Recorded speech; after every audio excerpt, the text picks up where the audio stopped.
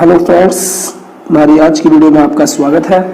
आज हम करेंगे class 10th science chapter 2 acid basis and salt. आपका टाइम वेस्ट ना करते हुए सीधा शुरू करते हैं। तो हमारा जो पहला टॉपिक होगा वो होगा कि हमारे एसिड्स और बेस होते क्या हैं, उनके बीच में क्या डिफरेंस होता है। एसिड्स और बेसिस हमारे ऐसे सभी दोनों कंपाउंड्स होते हैं। यहाँ उनके कुछ डिफरेंस दिए गए हैं जिससे आपको पता लग जाए कि हमारे एसिड्स और बेसिस असल में होते क्या हैं। जो हमारे एसिड्स होते हैं वो टेस्ट में सोर यानी कि खट्टे होते हैं, जबकि बेसिस हमारे टेस्ट में बिटर यानी कि कड़वे होते हैं। एसिड्स का नेचर कोरोसिव होता है, यानी कि जब वो किसी ऑब्जेक्ट के कॉन्टैक्ट में आते हैं तो वो उसे नुकसान या उसको डैमेज पहुंचाते हैं, जबकि बेसिस का नेचर सोपी होता है, यानी उनका जो नेचर है वो साबुन जैसा होता है। SW लिटमस पेपर को रेड कर देते हैं। लिटमस पेपर हमारा इंडिकेटर होता है जिससे हम किसी के बारे में पता लगाते हैं कि वह हमारा जो कंपाउंड है वो हमारा एसिड है या बेस। तो जो हमारा रेड लिटमस पेपर होता है उससे जो एसिड्स हैं वो ब्लू कर देते हैं, जबकि जो हमारे बेसिस हैं वो हमारे रेड लिटमस पेपर को ब्लू कर देते हैं। एसिड्स की जो pH है वो लेस देन 7 होती है, जबकि बेसिस की pH वैल्यू 7 से ज्यादा होती है।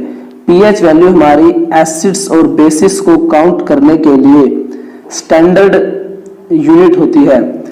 जब हम किसी हमारे सॉल्यूशन की pH वैल्यू 7 से कम आती है तो वो हमारा एसिड होता है, और जिसकी pH वैल्यू 7 से ज्यादा आएगी वो हमारा बेस होगा।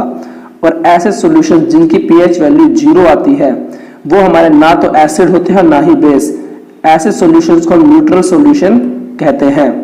जितनी कम pH वैल्यू होगी उतना ही सब्सटेंस ज्यादा एसिडिक होगा, और जितनी ज्यादा pH वैल्यू होगी सब्सटेंस उतना ही ज्यादा बेसिक होगा।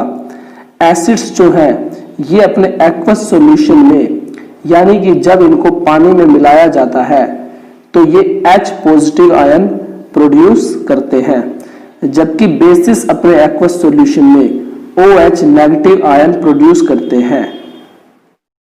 इसके बाद हमारा नेक्स्ट टॉपिक हमारे इंडिकेटर्स क्या होते हैं। हमने अभी ऊपर लिटमस पेपर के बारे में पढ़ा था और बताया था कि लिटमस पेपर एक तरह का इंडिकेटर होता है। तो अब हम इसे यहाँ डिटेल में करेंगे कि इंडिकेटर्स क्या होते हैं। इंडिकेटर्स हमारे ऐसे सब्सटेंस होते हैं जिनका यूज हम किसी सॉल्यूशन या किसी सब्सटेंस के एसिड और बेसिक नेचर का पता लगाने के लिए करते हैं। इंडिकेटर्स हमारे बेसिकली 3 टाइप्स के होते हैं: नेचुरल इंडिकेटर्स, ओल्फैक्टरी इंडिकेटर्स और सिंथेटिक इंडिकेटर्स। नेचुरल इंडिकेटर्स नाम से पता लग रहा है ऐसे सॉल्यूशंस या ऐसे इंडिकेटर्स जिन्हें हम नेचुरल सोर्सेज से ऑब्टेन करते हैं, जैसे कि लिटमस, टर्मरिक, रेड कैबेज और चाइना रोज। ये हमारे कुछ एग्जाम्पल हैं नेचुरल इंडिकेटर्स के, जिसका यूज करके हम किसी सब्सटेंस के एसिडिक और बेसिक नेचर का पता लगा सकते हैं। अब यहाँ पे कुछ हमने एग्जाम्पल दिए हुए हैं कि हमारे जो नेचुरल इंडिकेटर्स हैं लिटमस, टर्मरिक और रेड कैबेज। तो लिटमस जो सबसे ज्यादा वाइडली यूज किया जाता है, लिटमस हमें लाइकेन नाम के पौधे से मिलता है, और जो सॉल्यूशन होगा लिटमस का वो हमारा होता है पर्पल कलर का।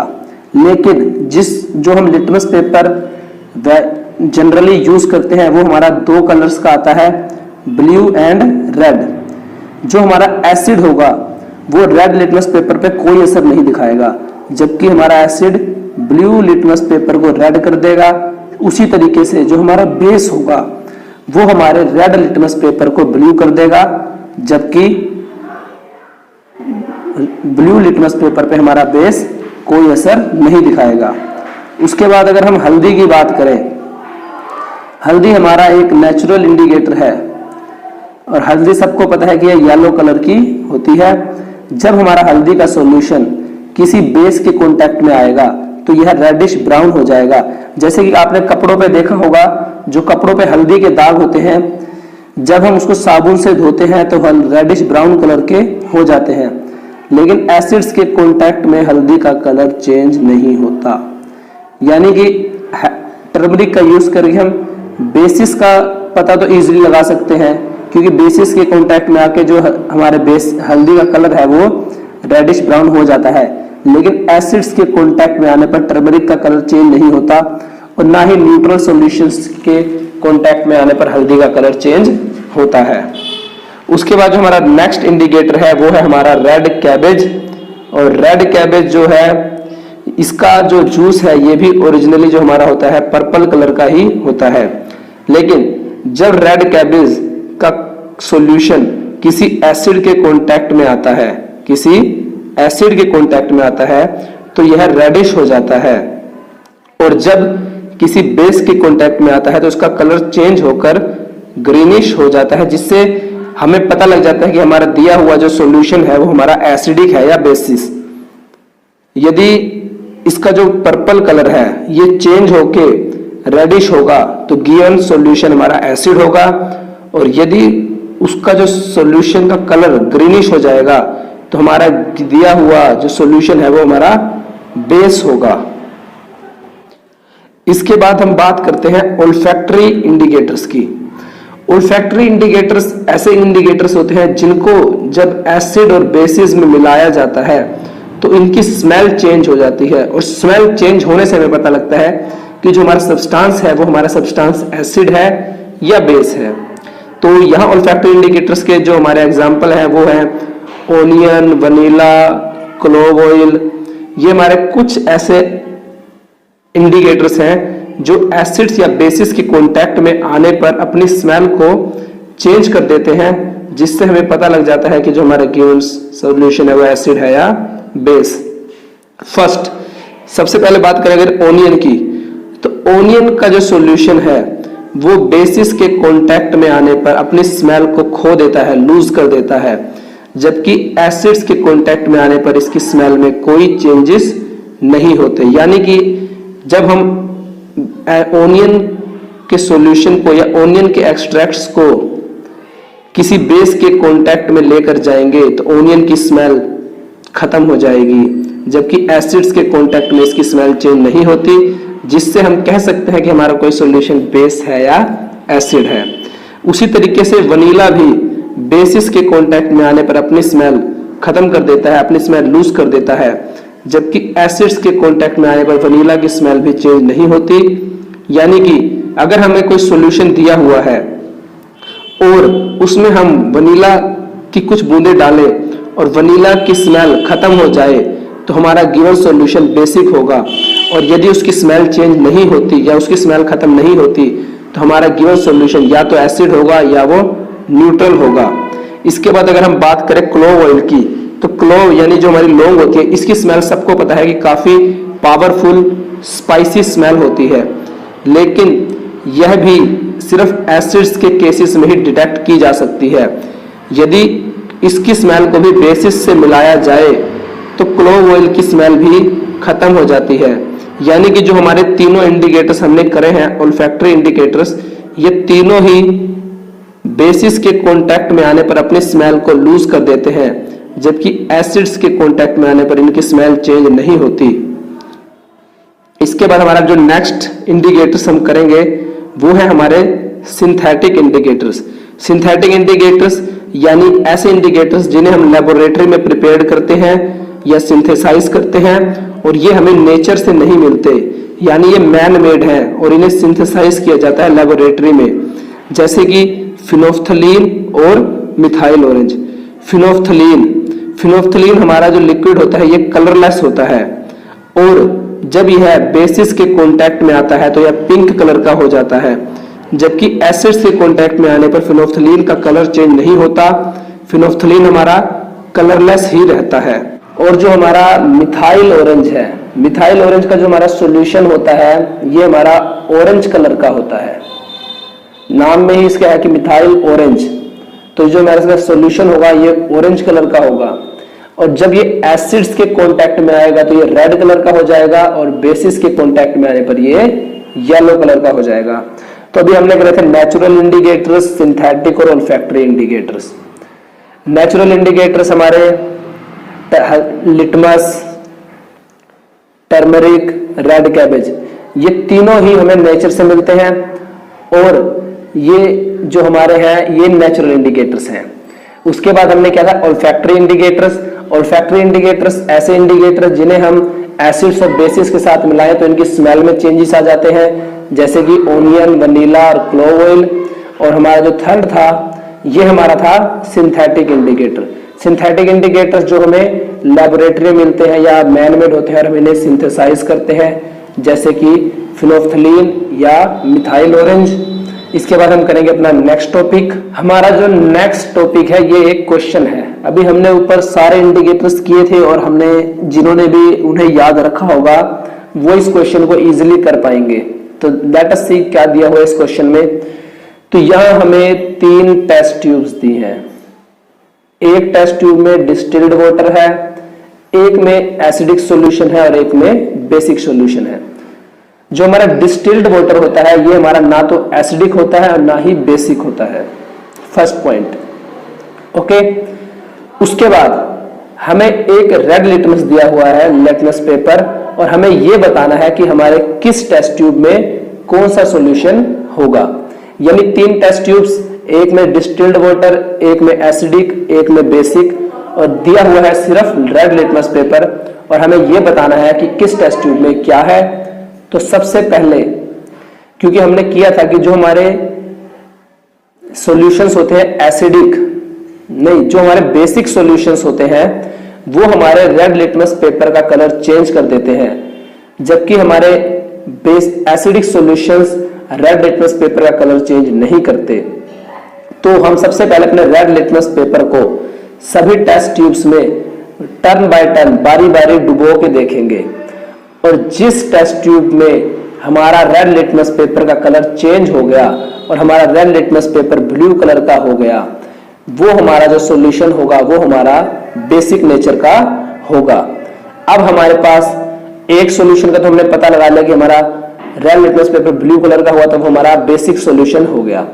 अब हमारे पास 2 टेस्ट ट्यूब्स हैं और हमारे पास है ब्लू लिटमस पेपर, जो हमने रेड लिटमस एसिडिक का पता लगाया था, जिससे हमारा जो रेड लिटमस पेपर था वो ब्लू कलर का हो गया था। तो अब हम अपने ब्लू लिटमस पेपर को दोनों टेस्ट ट्यूब्स में बारी बारी डालेंगे, और जिस टेस्ट ट्यूब का में हमारा ब्लू लिटमस पेपर वापस से रेड कलर का हो जाएगा, वो हमारा टेस्ट ट्यूब का जो सॉल्यूशन होगा वो एसिडिक नेचर का होगा। इसके बाद हमारा एक टेस्ट ट्यूब हमारी ऐसी बचेगी जो हमारे रेड और ब्लू लिटमस पेपर दोनों पे ही कोई इफेक्ट नहीं डालेगी, और जो ऐसी टेस्ट ट्यूब होगी उसका जो सॉल्यूशन होगा वो न्यूट्रल नेचर का होगा, वो ना ही एसिडिक होगा और ना ही बेसिक होगा, और हम कह सकते हैं कि जो हमारा वो सॉल्यूशन होगा वो हमारा डिस्टिल्ड वाटर होगा। उसके बाद हमें ये जिनके भी पास एनसीईआरटी की बुक्स है उसमें हमें एक एक्टिविटी दी हुई है 2.1, जहां हमें कुछ सॉल्यूशंस दिए हुए हैं, hydrochloric acid, sulphuric acid, nitric acid, acidic acid, sodium hydroxide, calcium hydroxide, potassium hydroxide, ammonium hydroxide etcetera. साथ ही हमें red litmus paper, blue litmus paper, phenolphthalein और मिथाइल ऑरेंज दिया है, और हमें यह बताना है कि ये सॉल्यूशंस हमारे इन इंडिकेटर्स पर क्या असर दिखाते हैं। तो अभी हमने ऊपर वाली वीडियो में पता लगाया था कि हमारे जो एसिड्स होते हैं वो हमारे रेड लिटमस पेपर का कलर चेंज नहीं करते, जो हमारे ब्लू लिटमस पेपर को रेड कर देते हैं। उसी तरह से हमारे बेसिस जो हैं वो हमारे ब्लू लिटमस पेपर पे कोई असर नहीं दिखाते, जबकि रेड लिटमस पेपर को ब्लू कर देते हैं। और हमने फिनोल्फ्थलीन और मिथाइल ऑरेंज के बारे में भी पढ़ा था। तो यहाँ पे मैं आपको ये बता देता हूँ कि हमारे एसिड्स क्या है, बेस क्या है, और ये एक्टिविटी आपको खुद करनी पड़ेगी 10th की बुक में से। तो यहाँ हमारा hydrochloric acid, sulphuric acid, nitric acid और एसिटिक एसिड, ये चारों तो हमारे एसिड है क्योंकि इनके नाम में एसिड दिया हुआ है। इसके बाद हमने ऊपर किया था कि जो हमारे एसिड्स है वो H पॉजिटिव आयन देते हैं, जबकि जो हमारे बेसिस है वो हमारे OH नेगेटिव आयन प्रोड्यूस करते हैं। तो यहां पर देखते हैं OH हमारा किनके साथ है, sodium hydroxide, calcium hydroxide, potassium hydroxide, magnesium hydroxide और अमोनियम हाइड्रोक्साइड। ये जो हमारे चारों सॉल्यूशंस हैं, sodium hydroxide, calcium hydroxide, potassium hydroxide, magnesium hydroxide और अमोनियम हाइड्रोक्साइड, ये चारों ही हमारे सॉल्यूशंस जो होंगे ये बेसिक नेचर के होंगे। तो आई थिंक जब आपको यहाँ मैंने बता दिया कि एसिड्स क्या है, बेस क्या है, और ऊपर की वीडियो में हमने ये कर लिया था कि हमारे जो ये है इंडिकेटर्स, ये एसिड्स और बेसिस पे क्या असर दिखाते हैं, क्या इफेक्ट डालते हैं, तो ये एक्टिविटी आप अपने आप कर सकते हैं। तो ये एक्टिविटी आपके लिए है। तो चलिए देखते हैं हमें इस एक्टिविटी में करना क्या क्या। यहाँ हमें अपरेटस को फिगर 2.1 में दिखाए अनुसार ये हमारी फिगर है। इस फिगर के हिसाब से हमने अपरेटस को सेट करना है और उसके बाद हमें अपनी टेस्ट ट्यूब में जिंक के कुछ टुकड़े, जिंक ग्रेन्यूल्स यानी जिंक के टुकड़े डालने हैं, जिसे हमें डाइल्यूट सल्फ्यूरिक एसिड, जिसे हमें अपने डाइल्यूट सल्फ्यूरिक एसिड के साथ रिएक्ट करवाना है। ये रिएक्शन हमने जिंक की सल्फ्यूरिक एसिड के साथ अपने चैप्टर 1 में जब हमने केमिकल रिएक्शंस की थी, सिंगल डिस्प्लेसमेंट रिएक्शन, तब हमने ये रिएक्शन की थी जिसमें हमें हाइड्रोजन गैस इवॉल्व हुई थी। तो उसके बाद हमें क्या करना है, जो हमारी गैस इवॉल्व होगी उसे हमें सोप सॉल्यूशन के पास से पास आउट करवाना है तथा बाद में हमें उसके पास एक बर्निंग कैंडल यानी जलती हुई मोमबत्ती को लेकर जाना है और अपनी ऑब्जर्वेशन लिखनी है। तो हम जलती हुई मोमबत्ती को उसके पास क्यों लेके जाएंगे, ये हम जैसे अपनी एक्टिविटी को सोल्व करेंगे तो धीरे धीरे आपको समझ में आ जाएगा। तो अब हम अपनी इस एक्टिविटी को सोल्व करते हैं कि हमने इस एक्टिविटी में क्या क्या करना है और कैसे करना है। तो यहाँ पर हमने अपनी एक्टिविटी के बेसिस पर जो हमारा अपरेटस था वो सेट कर लिया है। और हमने ये एक्टिविटी क्यों कर रहे हैं, क्योंकि जैसे जैसे हम एक्टिविटीज करेंगे वैसे वैसे आपको जो हमारे कोई चैप्टर एसिड और बेसिस के इंपॉर्टेंट टॉपिक्स हैं वो सारे टॉपिक इन्हीं एक्टिविटीज में कवर हो जाएंगे इजीली और आपको समझ भी आ जाएंगे। तो जब हमने अपने चैप्टर 1 में जब हमने चैप्टर किया था केमिकल रिएक्शन और इक्वेशंस, तो उसमें जब हमने जिंक की सल्फ्यूरिक एसिड के साथ रिएक्शन करवाई थी, तो जो रिएक्शन हुई थी हमने किया था सिंगल डिस्प्लेसमेंट रिएक्शन, जिसमें जिंक जो था वो हमारे सल्फ्यूरिक एसिड में से सल्फेट को डिस्प्लेस करके अपना एक कंपाउंड बनाता है जिंक सल्फेट, तथा इस रिएक्शन में हमारी हाइड्रोजन गैस इवॉल्व होती है। उसके बाद हमें जो उस चैप्टर में कहा गया था कि एक्टिविटी में अपने 2.3 में कि जो हमारी गैस इवॉल्व होगी, क्योंकि हमारा जिंक सल्फेट तो यही सॉल्यूशन बन जाएगा, एक्वस सॉल्यूशन, लेकिन जो इसमें गैस हमारी इवॉल्व होगी, रिलीज होगी, उसे हमें सोप सॉल्यूशन से पास आउट करवाना है। और सोप सॉल्यूशन से जब हम गैस को, हाइड्रोजन को पास आउट करवाएंगे तो जो हमारे हाइड्रोजन गैस है उसके कुछ बबल्स निकलेंगे, और इन बबल्स को जब हम बर्निंग कैंडल यानी जलती हुई मोमबत्ती के पास लेके जाएंगे तो जो हमारी हाइड्रोजन गैस है वो पॉप साउंड के साथ जलना शुरू हो जाएगी। यहाँ पर आप इसे नोट कर लीजिए, ये हमारी कैरेक्टरिस्टिक है हाइड्रोजन गैस की, कि जब हम हाइड्रोजन गैस को किसी जलती हुई मोमबत्ती या जलते हुए बर्नर के पास लेकर जाते हैं तो हमारी हाइड्रोजन गैस पॉप साउंड के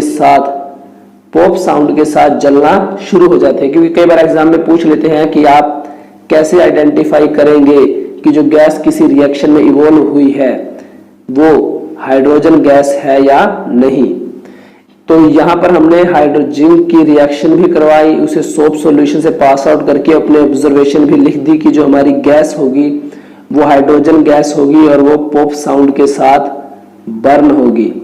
अब हमें हमारे एक्टिविटी 2.3 में कहा गया है कि हमें इसी सेम एक्टिविटी को हाइड्रोक्लोरिक एसिड, नाइट्रिक एसिड और एसिटिक एसिड, इन तीनों एसिड्स के साथ सेम एक्टिविटी रिपीट करनी है और अपनी ऑब्जर्वेशन बतानी है कि सभी केसेस में हमारी जो रिएक्शन है वो सेम होती है या डिफरेंट। तो लेट अस सी क्या होता है। तो जिस तरीके से हमने जिंक की सल्फ्यूरिक एसिड के साथ रिएक्शन करवाई थी और जिंक ने सल्फ्यूरिक एसिड में से को डिस्प्लेस करके अपना अलग कंपाउंड बनाया था, उसी तरीके से जब हम जिंक की हाइड्रोक्लोरिक एसिड के साथ रिएक्शन करवाएंगे तो यहां भी हमारे सिंगल डिस्प्लेसमेंट रिएक्शन होगी और जिंक सल्फ्यूरिक हाइड्रोक्लोरिक एसिड को में हाइड्रोजन को डिस्प्लेस करके अपना एक अलग कंपाउंड बनाएगा जिंक क्लोराइड, और इस रिएक्शन में भी हमारी हाइड्रोजन गैस इवॉल्व होगी। और सेम वही प्रोसेस जब हम इस हाइड्रोजन गैस के पास बर्निंग कैंडल को लेकर जाएंगे तो हमारी हाइड्रोजन गैस स्टार्ट हो जाएगी burning with a pop sound, एक पॉप साउंड के साथ जलना शुरू हो जाएगी, जिससे हमें पता लगेगा कि ये गैस जो हमारी इवॉल्व हुई है वो हमारी हाइड्रोजन गैस है। उसके बाद यदि हम सेम रिएक्शन हमारी जिंक की नाइट्रिक एसिड के साथ करें तो क्या होगा। जब हम जिंक की रिएक्शन HNO3 या नाइट्रिक एसिड के साथ करते हैं तो हमें सबसे पहले जिंक नाइट्रेट मिलेगा, इसके अलावा नाइट्रोजन गैस और वाटर मिलेगा। इसके बाद हमें एक्टिविटी में कहा गया था कि हमें जिंक की रिएक्शन एसिटिक एसिड के साथ करवानी है। तो जब हम जिंक की रिएक्शन एसिटिक एसिड यानी CH3COOH के एक्वस सॉल्यूशन के साथ करवाएंगे तो यहां भी हमारे जिंक की सिंगल डिस्प्लेसमेंट रिएक्शन होगी और जिंक CH3COOH यानी एसिटिक एसिड्स में से हाइड्रोजन गैस को डिस्प्लेस करके अपना अलग कंपाउंड जिंक एसीटेट बनाएगा, और जो हमारी गैस इवॉल्व होगी वो हमारी गैस हाइड्रोजन गैस होगी। और यदि हम इस गैस को भी बर्निंग कैंडल के पास लेके जाएंगे तो जो हमारे बबल्स होंगे वो हाइड्रोजन गैस के they starts burning with a pop sound.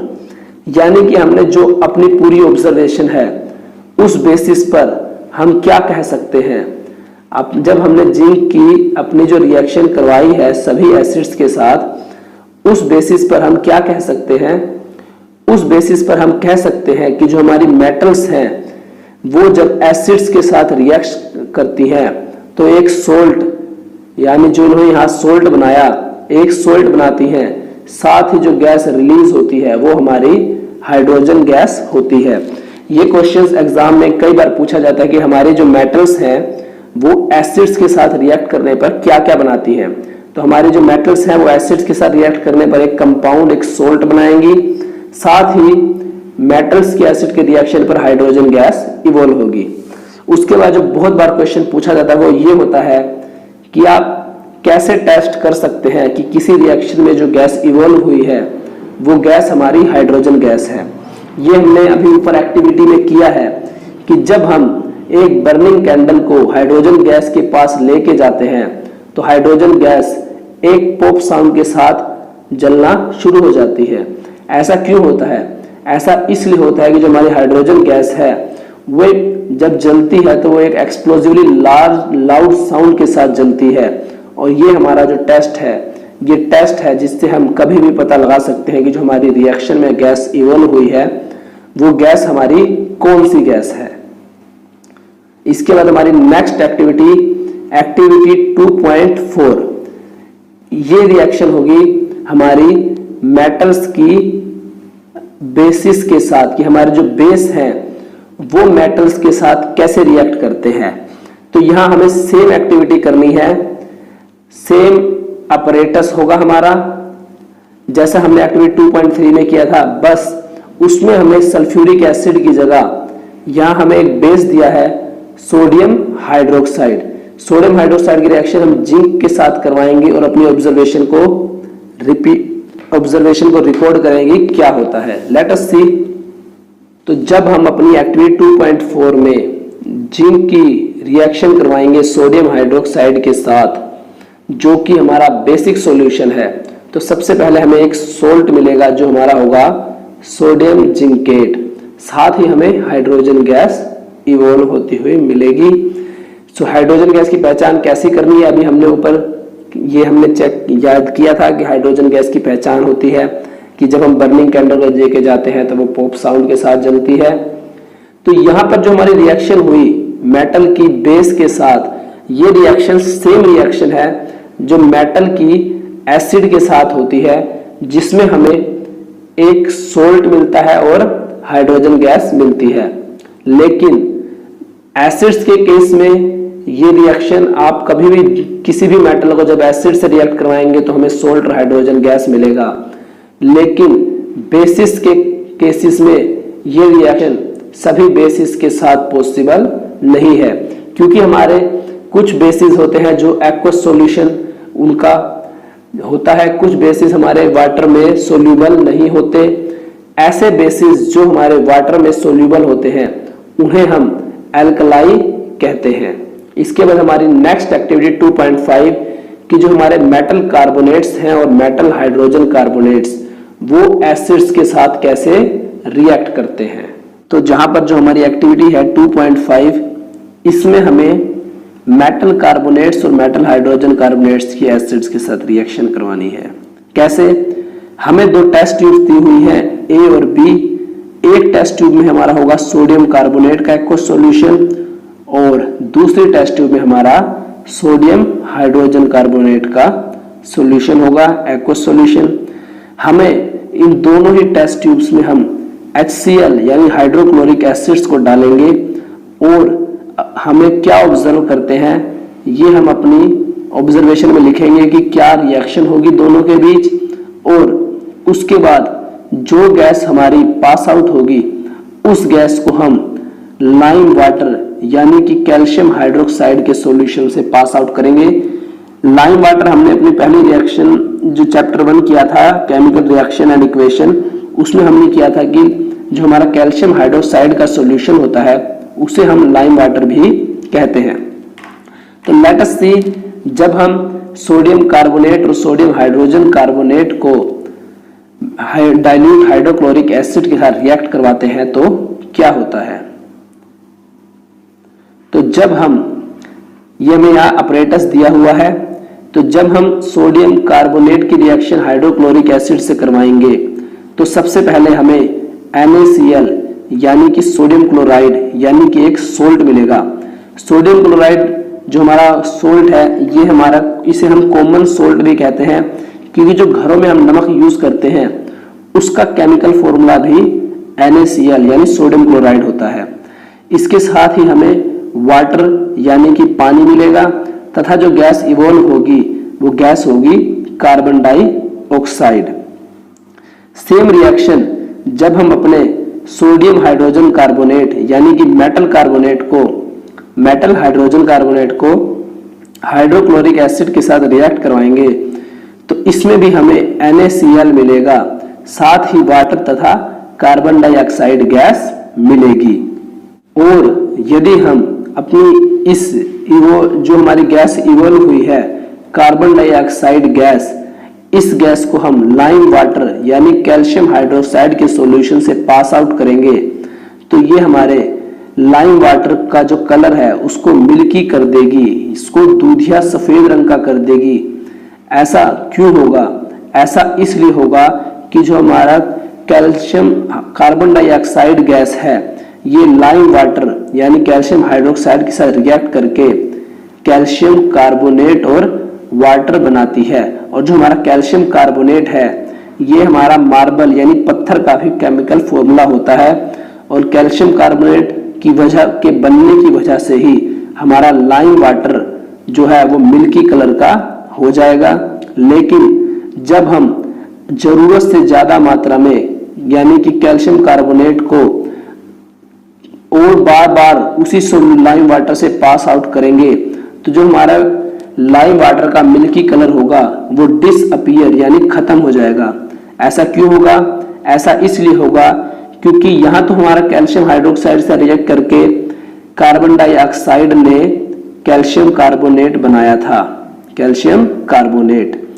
लेकिन जब हम इसी कैल्शियम कार्बोनेट के साथ कार्बन डाइऑक्साइड को पास आउट करेंगे तो यह एक दूसरा सॉल्यूशन कैल्शियम हाइड्रोजन कार्बोनेट बनाएगा और हमारा कैल्शियम हाइड्रोजन कार्बोनेट पानी में इनसोल्यूबल यानी पानी में घुलता है तो जो हमारे लाइम वाटर का मिल्की कलर होगा ये खत्म हो जाएगा, ये डिसअपीयर हो जाएगा।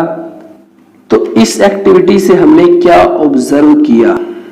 जो हमने ऊपर एक्टिविटी की 2.5, इससे हमने क्या ऑब्जर्वेशन की? इससे हमने ऑब्जर्व किया कि जो हमारे मेटल कार्बोनेट्स और मेटल हाइड्रोजन कार्बोनेट्स हैं ये जब भी हमारे एसिड्स के साथ रिएक्ट करेंगे तो हमें सोल्ट मिलेगा, वाटर मिलेगा और एक गैस मिलेगी, जो गैस हमारी होगी कार्बन डाइऑक्साइड। दूसरा जो क्वेश्चन एग्जाम में पूछा जाता है, जैसे हमने ऊपर जब हमने एसिड्स की मेटल्स के साथ रिएक्ट करवाई थी और हाइड्रोजन गैस निकली थी, तो हमने एक टेस्ट किया था कि हाइड्रोजन गैस का कैसे पता लगाते हैं। उसी तरीके से एग्जाम्स में कई बार ये भी पूछा जाता है कि आप कैसे पता करेंगे किसी रिएक्शन में जो गैस निकली है वो गैस हमारी कार्बन डाइऑक्साइड गैस है। तो सबसे पहले जब हम किसी गैस को लाइम वाटर यानी कि कैल्शियम हाइड्रोक्साइड के सॉल्यूशन से पास आउट करें और हमारा लाइम वाटर मिल्की कलर का हो जाए, तो जो हमारी गैस इवॉल्व हुई है वो गैस हमारी कार्बन डाइऑक्साइड गैस होगी। और लाइम वाटर का कलर मिल्की क्यों होता है? लाइम वाटर का कलर मिल्की होता है कैल्शियम कार्बोनेट के बनने के कारण। कैल्शियम कार्बोनेट जो कि हमारा सॉलिड व्हाइट कलर का प्रेसिपिटेट होता है और पानी में इनसोल्यूबल होता है, और ये जो हमारी रिएक्शन है ये हमारी प्रेसिपिटेशन रिएक्शन है। लेकिन जब हम उसी लाइम वाटर के साथ कार्बन डाइऑक्साइड को लंबे समय तक पास आउट करते हैं तो जो उसका लाइम वाटर का मिल्की कलर है वो डिसअपीयर हो जाता है। क्यों होता है? क्योंकि जो कैल्शियम कार्बोनेट है वो कार्बन डाइऑक्साइड और पानी के साथ रिएक्ट करके कैल्शियम हाइड्रोजन कार्बोनेट बनाता है, और कैल्शियम हाइड्रोजन कार्बोनेट हमारा पानी में सोल्यूबल है। इस वजह से जो हमारा लाइम वाटर का मिल्की कलर है वो डिसअपीयर हो जाता है, खत्म हो जाता है। तो अभी हमने किया था कि हमारे जो एसिड्स हैं वो मेटल्स के साथ कैसे रिएक्ट करते हैं। तो हमारे एसिड्स मेटल के साथ रिएक्ट करके सोल्ट और हाइड्रोजन गैस बनाते हैं। दूसरा, हमारे एसिड्स मेटल कार्बोनेट्स और मेटल हाइड्रोजन कार्बोनेट्स के साथ जब रिएक्ट करते हैं तो ये सोल्ट वाटर और कार्बन डाइऑक्साइड गैस बनाते हैं। हमारा जो नेक्स्ट टॉपिक है वो होगा कि एसिड्स और बेस आपस में कैसे रिएक्ट करते हैं। तो जब इसके लिए हमारी जो एक्टिविटी है 2.6 एनसीईआरटी की बुक्स अभी भी मैं कह रहा हूं जिनके पास है वो ओपन करके बैठे ताकि आपको इजीली समझ में आ जाए सारे टॉपिक्स। तो इस एक्टिविटी में हमें सोडियम हाइड्रोक्साइड की रिएक्शन करवानी है। तो यहां पर हमें सोडियम हाइड्रोक्साइड दिया हुआ है जो कि हमारा है एक बेस। क्या होगा जब हम इसमें फिनोफ्थलीन सॉल्यूशन डालेंगे?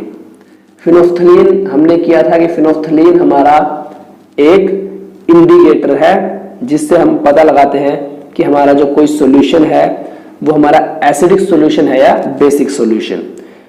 तो जब हम सोडियम हाइड्रोक्साइड के सॉल्यूशन में कुछ बूंदे फिनोफ्थलीन की डालेंगे तो हमारा जो सॉल्यूशन है उसका कलर चेंज होकर पिंक हो जाएगा।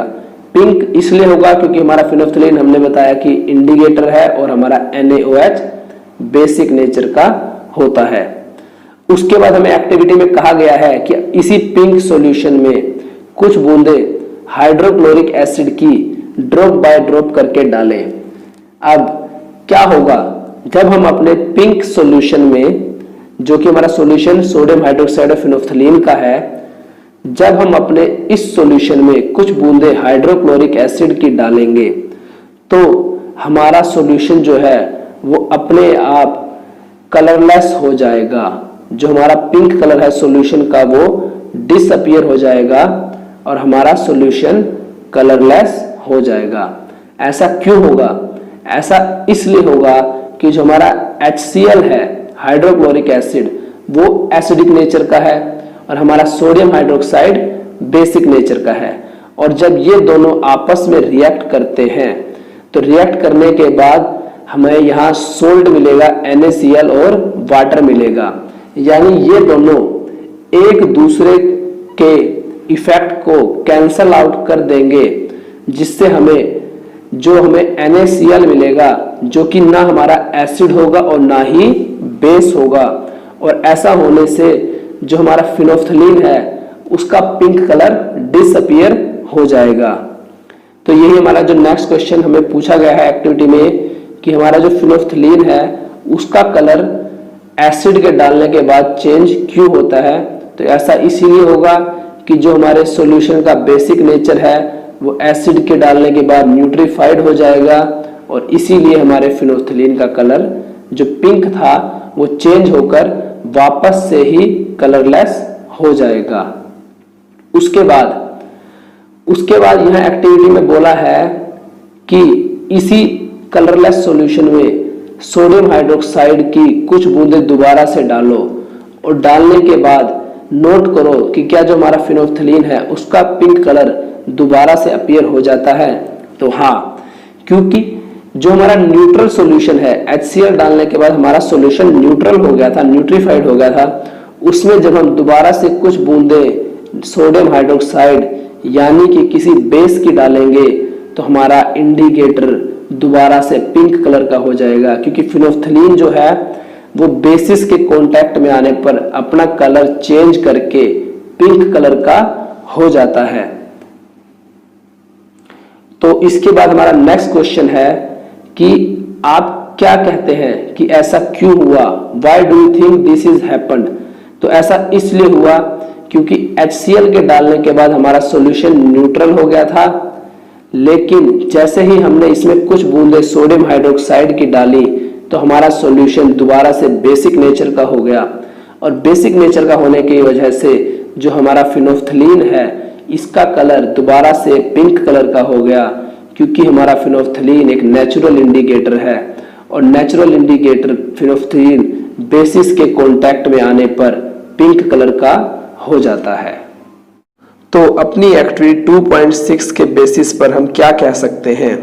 अपनी एक्टिविटी जो हमने ऊपर की है इसके बेसिस पर हम कह सकते हैं कि जब एसिड्स और बेस आपस में रिएक्ट करते हैं तो रिएक्ट करने से ये सोल्ट और वाटर बनाते हैं, यानी एक दूसरे के इफेक्ट को कैंसल आउट कर देते हैं, खत्म कर देते हैं, और जो हमें जो प्रोडक्ट्स मिलते हैं वो हमारे पानी और सोल्ट होते हैं, जो कि ना तो एसिड होते हैं और ना ही बेस होते हैं, यानी कि एक दूसरे के इफेक्ट को न्यूट्रलाइज करते हैं और इस रिएक्शन को हम न्यूट्रलाइजेशन रिएक्शन भी कहते हैं। न्यूट्रलाइजेशन रिएक्शन नोट कर लीजिए, एग्जाम में ये क्वेश्चन भी पूछा जाता है कि न्यूट्रलाइजेशन रिएक्शन क्या होती है। तो इसके बाद हमारी नेक्स्ट एक्टिविटी 2.7 जिसमें हमें मेटल ऑक्साइड्स की रिएक्शन करवानी है एसिड्स के साथ। तो इसमें हमें यहाँ पर कॉपर ऑक्साइड दिया गया है। सबको पता है कि कॉपर हमारे जो है वो मेटल है और कॉपर ऑक्साइड हमारा मेटल ऑक्साइड हो गया। इसकी हमें रिएक्शन डाइल्यूट हाइड्रोक्लोरिक एसिड यानी HCl के साथ करवानी है और हमें सॉल्यूशन का कलर नोट करना है। साथ ही ये बताना है कि जो हमारा मेटल ऑक्साइड है यानी कॉपर ऑक्साइड उसको क्या होता है। तो जब हम कैल्शियम ऑक्साइड की हाइड्रोक्लोरिक एसिड के साथ रिएक्शन करवाएंगे तो क्या क्या होगा। सबसे पहले ये रिएक्शन जो है केमिकल रिएक्शन ये आपको दी हुई है, CaO कैल्शियम ऑक्साइड और हाइड्रोक्लोरिक एसिड। जब ये रिएक्ट करेंगे तो सबसे पहले हमें मिलेगा कैल्शियम क्लोराइड और वाटर। साथ ही जो हमारा सॉल्यूशन है उसका कलर चेंज होकर ब्लू ग्रीन कलर का हो जाएगा और ब्लू ग्रीन कलर का वो इसलिए होगा क्योंकि जो हमारे कैल्शियम क्लोराइड का एक्वस सॉल्यूशन है वो हमारा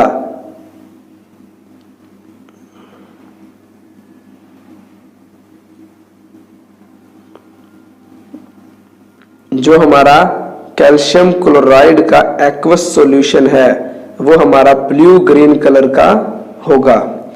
तो इस एक्टिविटी से हमें क्या पता लगा? इस एक्टिविटी से हमें पता लगा कि जो हमारी मेटल ऑक्साइड्स हैं वो एसिड्स के साथ रिएक्ट करने पर सोल्ट और वाटर बनाती हैं। सोल्ट जो हमारा है ये रिएक्शन में बना कैल्शियम क्लोराइड, ये हमारा सोल्ट हुआ, और जो हमारे H2O है ये हमारा वाटर हुआ। और अब हम रिकॉल करें तो इससे पहले जो हमने ऊपर किया था एसिड्स और बेस की रिएक्शन, उसमें भी सोल्ट और वाटर ही बना था। तो इस बेसिस पर हम क्या कह सकते हैं? इस बेसिस पर हम ये कह सकते हैं कि जो हमारे मेटल ऑक्साइड्स हैं वो हमारी बेसिक नेचर की होती हैं, क्योंकि सिर्फ बेस ही हैं जो एसिड्स के साथ रिएक्ट करके सोल्ट और वाटर बनाते हैं, और सेम हमारे मेटल ऑक्साइड्स भी एसिड्स के साथ रिएक्ट करके सोल्ट और वाटर बनाते हैं। यानी कि हमारे जो मेटल ऑक्साइड्स हैं वो भी बेसिक नेचर के होते हैं। इसके बाद हमारे जो नेक्स्ट क्वेश्चन है वो होगा रिएक्शन नॉन मेटेलिक ऑक्साइड्स की बेसिस के साथ। हमने अपनी एक्टिविटी 2.7 में मेटल ऑक्साइड्स की एसिड्स के साथ रिएक्शन करवाई, जिससे हमें पता लगा कि हमारी मेटल ऑक्साइड्स जो है वो बेसिक नेचर की होती हैं। अब हम अपने नॉन मेटेलिक ऑक्साइड्स को बेसिस के साथ रिएक्ट करवाते हैं और पता लगाते हैं कि हमारी जो नॉन मेटेलिक ऑक्साइड्स हैं वो किस नेचर की होती हैं। तो सबसे पहले यहाँ हम नॉन मेटल ऑक्साइड ले लेते हैं, हमारा कार्बन डाइऑक्साइड।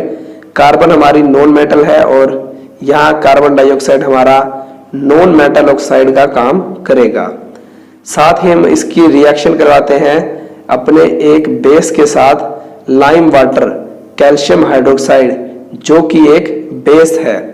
तो जब हमने ये रिएक्शन अभी ऊपर की थी कि जब हम कार्बन डाइऑक्साइड को लाइम वाटर से पास आउट करवाते हैं तो लाइम वाटर मिल्की कलर का हो जाता है। क्या था हमने मिल्की कलर का, जिससे हम पता लगा सकते हैं कि कोई गैस कार्बन डाइऑक्साइड गैस है।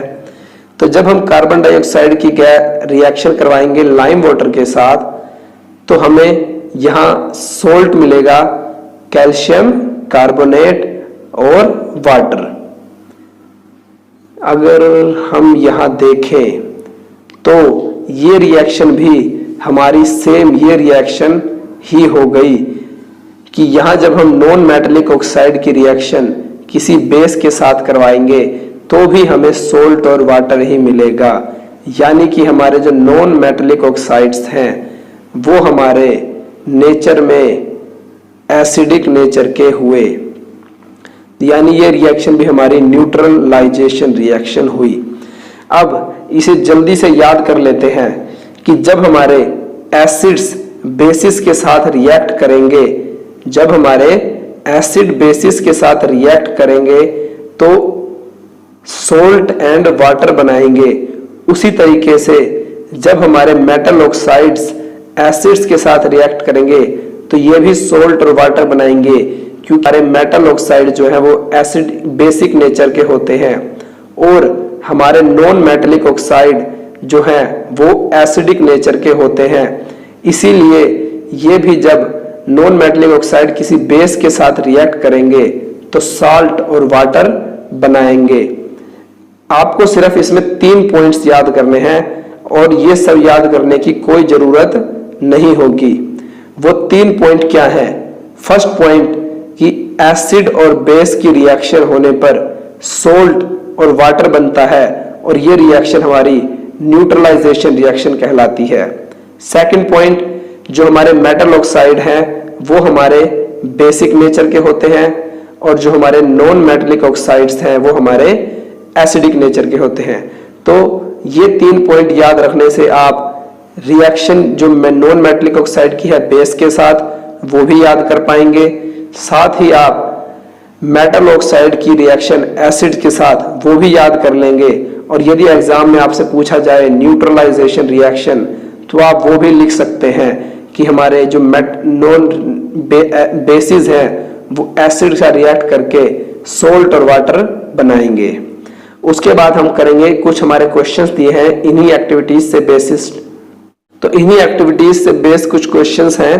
पहला क्वेश्चन कि जो हमारी दही है या जो हमारे खट्टे सब्सटेंस होते हैं उन्हें हमें ब्रास या कॉपर के बर्तनों में क्यों नहीं रखना चाहिए।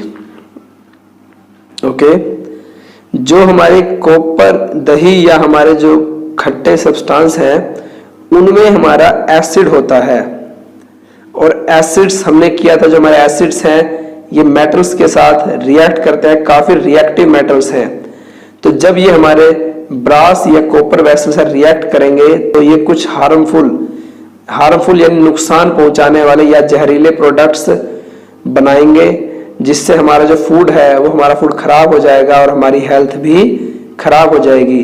तो हमारा फूड खराब ना हो या हमारी हेल्थ खराब ना हो, इसीलिए हम दही या जो हमारे खट्टे सब्सटेंस हैं उनको जो हमारे कॉपर या ब्रास के जो बर्तन हैं उनमें नहीं रखते। उसके बाद जो हमारा ये दिया हुआ है कि कौन सी गैस है जो मेटल्स के साथ रिएक्ट करने पर, जब हम मेटल या एसिड की रिएक्शन करवाते हैं तो कौन सी गैस निकलती है, और आप कैसे बता सकते हैं कि वो कौन सी गैस है।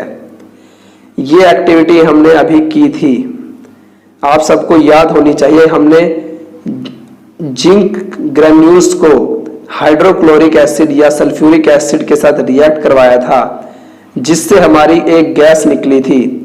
और हमने कैसे पता लगाया था कि जो हमारी गैस है वो किस टाइप की गैस है, तो हमने उस गैस को जो है सोप वाटर से पास आउट करवाया, और इस गैस के जो बबल्स थे, जब हम अपनी बर्निंग कैंडल को उन बबल्स के पास लेकर जाएंगे तो हमारी जो कैंडल है वो जलना शुरू करेगी विद ए पॉप साउंड। और जब हमारी कोई गैस पॉप साउंड के साथ जलना शुरू करती है तो एक कैरेक्टरिस्टिक है कि वो हमारी गैस हाइड्रोजन गैस होगी। दूसरा क्वेश्चन, अगर मान लो हमें ये पता लगाना हो कि हमारी गैस कार्बन डाइऑक्साइड गैस है, तो हम क्या करेंगे, तब हम उस गैस को लाइम वाटर से पास आउट करवाएंगे, और यदि हमारा लाइम वाटर मिल्की कलर का हो जाएगा तो हमारी जो गैस है वो कार्बन डाइऑक्साइड गैस होगी। एक्टिविटी 2.8, लेट अस सी इसमें हमें करना क्या है। जो चीजें नोट करने की होंगी वो मैं आपको बता दूंगा। पहले समझ लेते हैं कि ये एक्टिविटी में हमें जो करना क्या है। तो यहां हमें 2 किलो को जो नेल्स है उसे बैटरी और स्विच की हेल्प से एक बल्ब के साथ कनेक्ट करना है। फिर इन्हीं नेल्स को हमें एक बीकर में रखना है, और जो हमारे गिवन सॉल्यूशंस हैं ग्लूकोज, अल्कोहल, हाइड्रोक्लोरिक एसिड और सल्फ्यूरिक एसिड, इन सॉल्यूशंस को बारी बारी से टर्न बाय टर्न बीकर में डालना है, और ये चेक करना है कि किस सॉल्यूशन से करंट पास आउट होता है और हमारा जो बल्ब है वो जलेगा।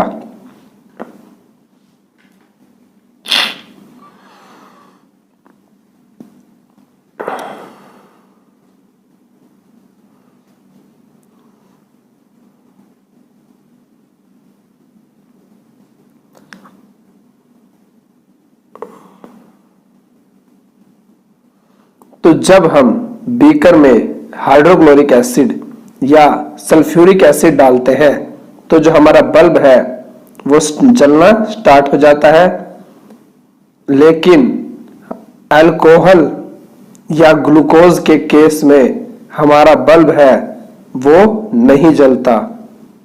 अब सबसे इंपॉर्टेंट बात, ऐसा क्यों हुआ कि ग्लूकोज और अल्कोहल के केस में तो बल्ब जो है वो नहीं जला, लेकिन एसिड्स के केस में जो हमारा बल्ब है वो जलना स्टार्ट हो गया। ऐसा इसलिए है कि जो हमारे एसिड्स है वो H पॉजिटिव आयन प्रोड्यूस करते हैं, जो कि रिस्पॉन्सिबल है उनके एसिडिक नेचर के लिए। यानी कि यदि कोई solution H positive ion produce करता है तभी वह एसिड सॉल्यूशन होगा। यदि किसी सॉल्यूशन में H पॉजिटिव आयंस नहीं है तो उसका एसिडिक नेचर भी खत्म हो जाएगा, और इन्हीं आयंस की प्रेजेंस की वजह से जो हमारा इलेक्ट्रिक करंट है वो इजीली पास आउट हो जाता है किसी भी एसिडिक मीडियम से।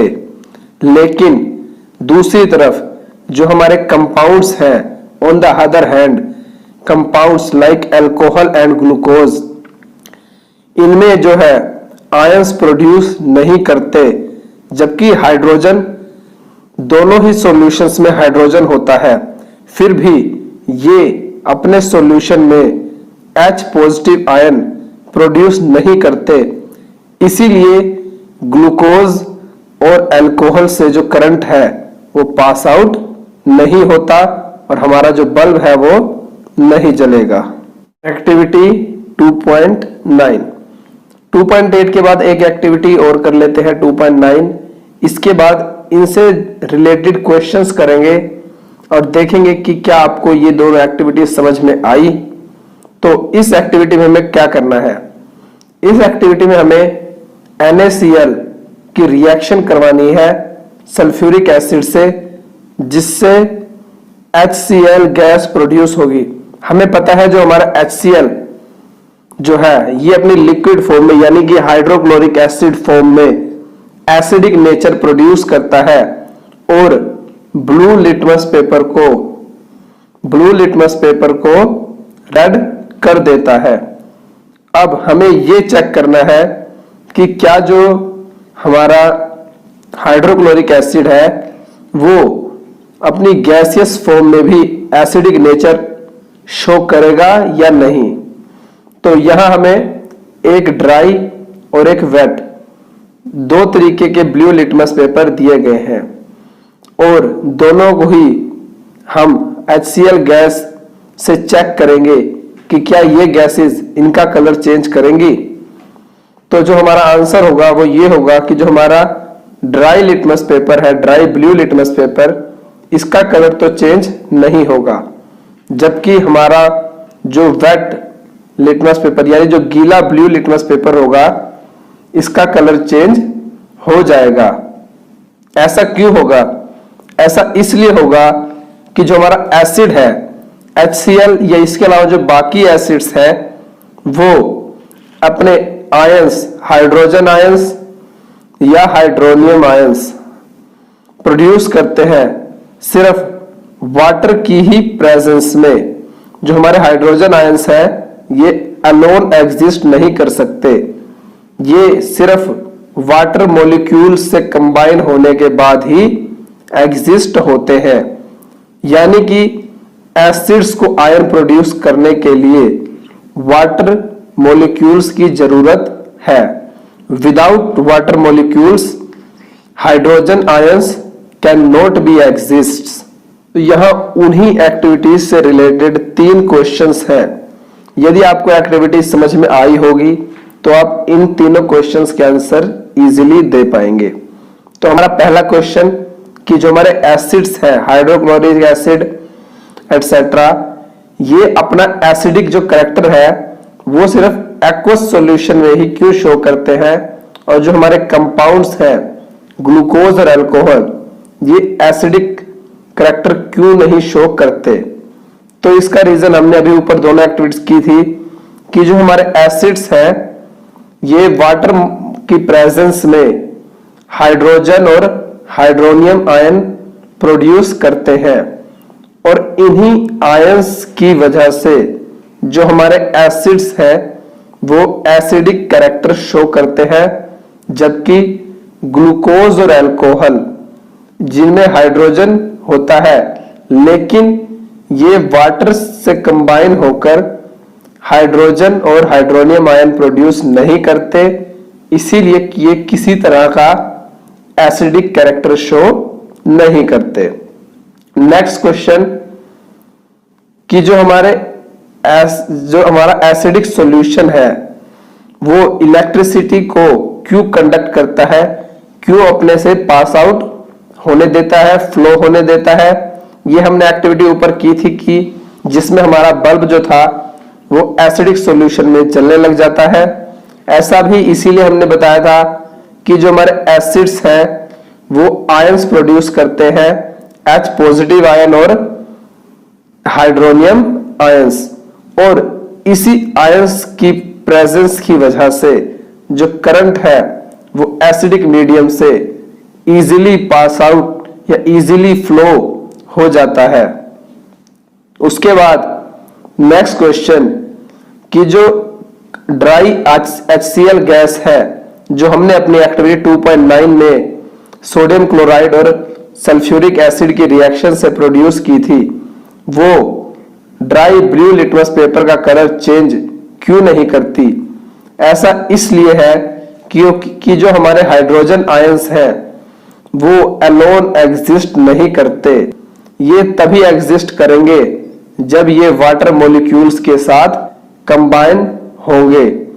और इसी वजह से जो हमारी ड्राई HCl गैस है ये लिटमस पेपर का कलर चेंज नहीं करती, क्योंकि dry HCl gas H positive ion produce नहीं कर सकती।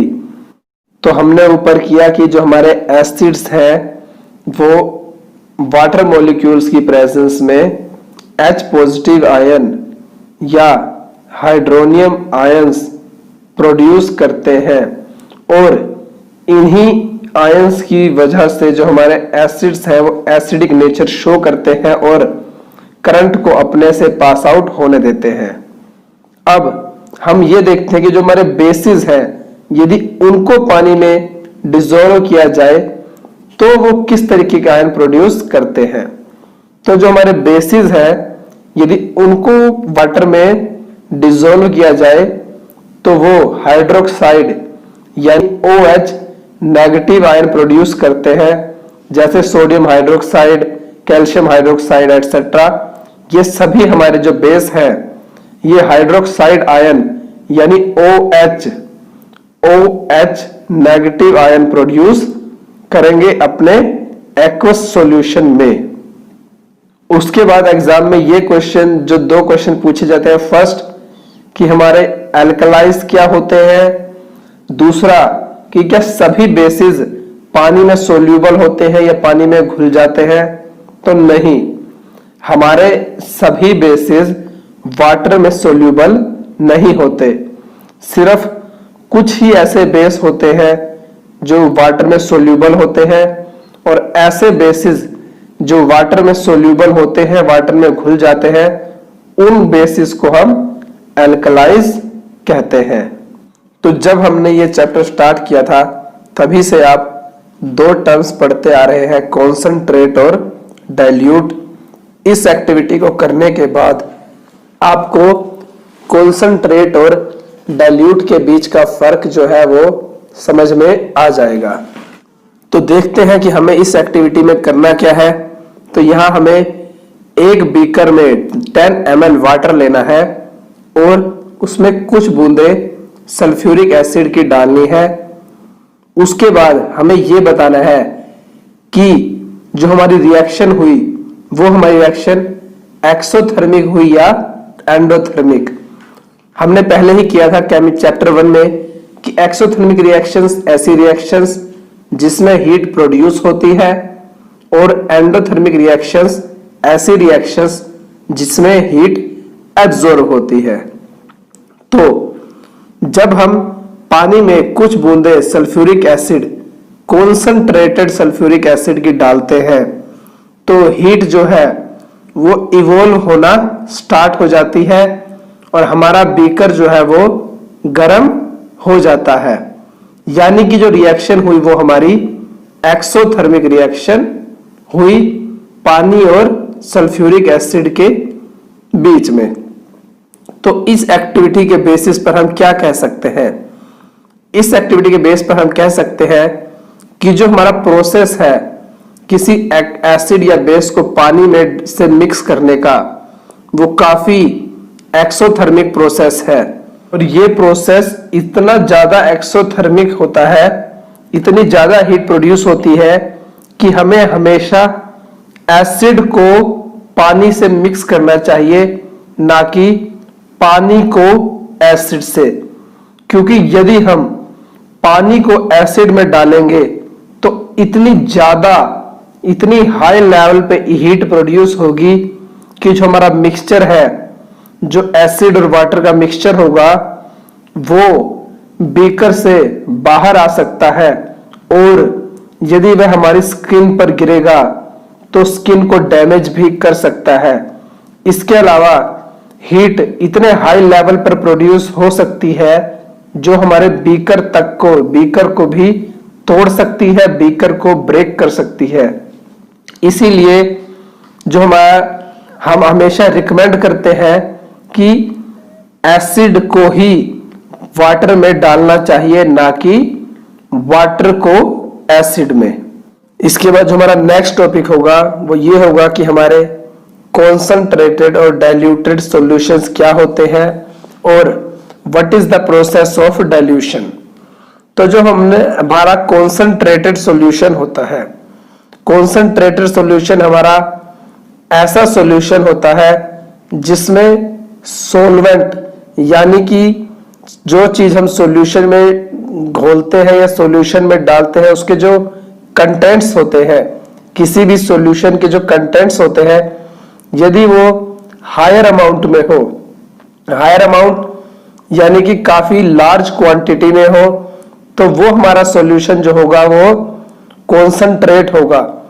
लेकिन यदि किसी सॉल्यूशन में उसके कंटेंट्स की क्वांटिटी कम यानी कि लोअर क्वांटिटी हो, ऐसा सॉल्यूशन हमारा डाइल्यूट सॉल्यूशन होता है।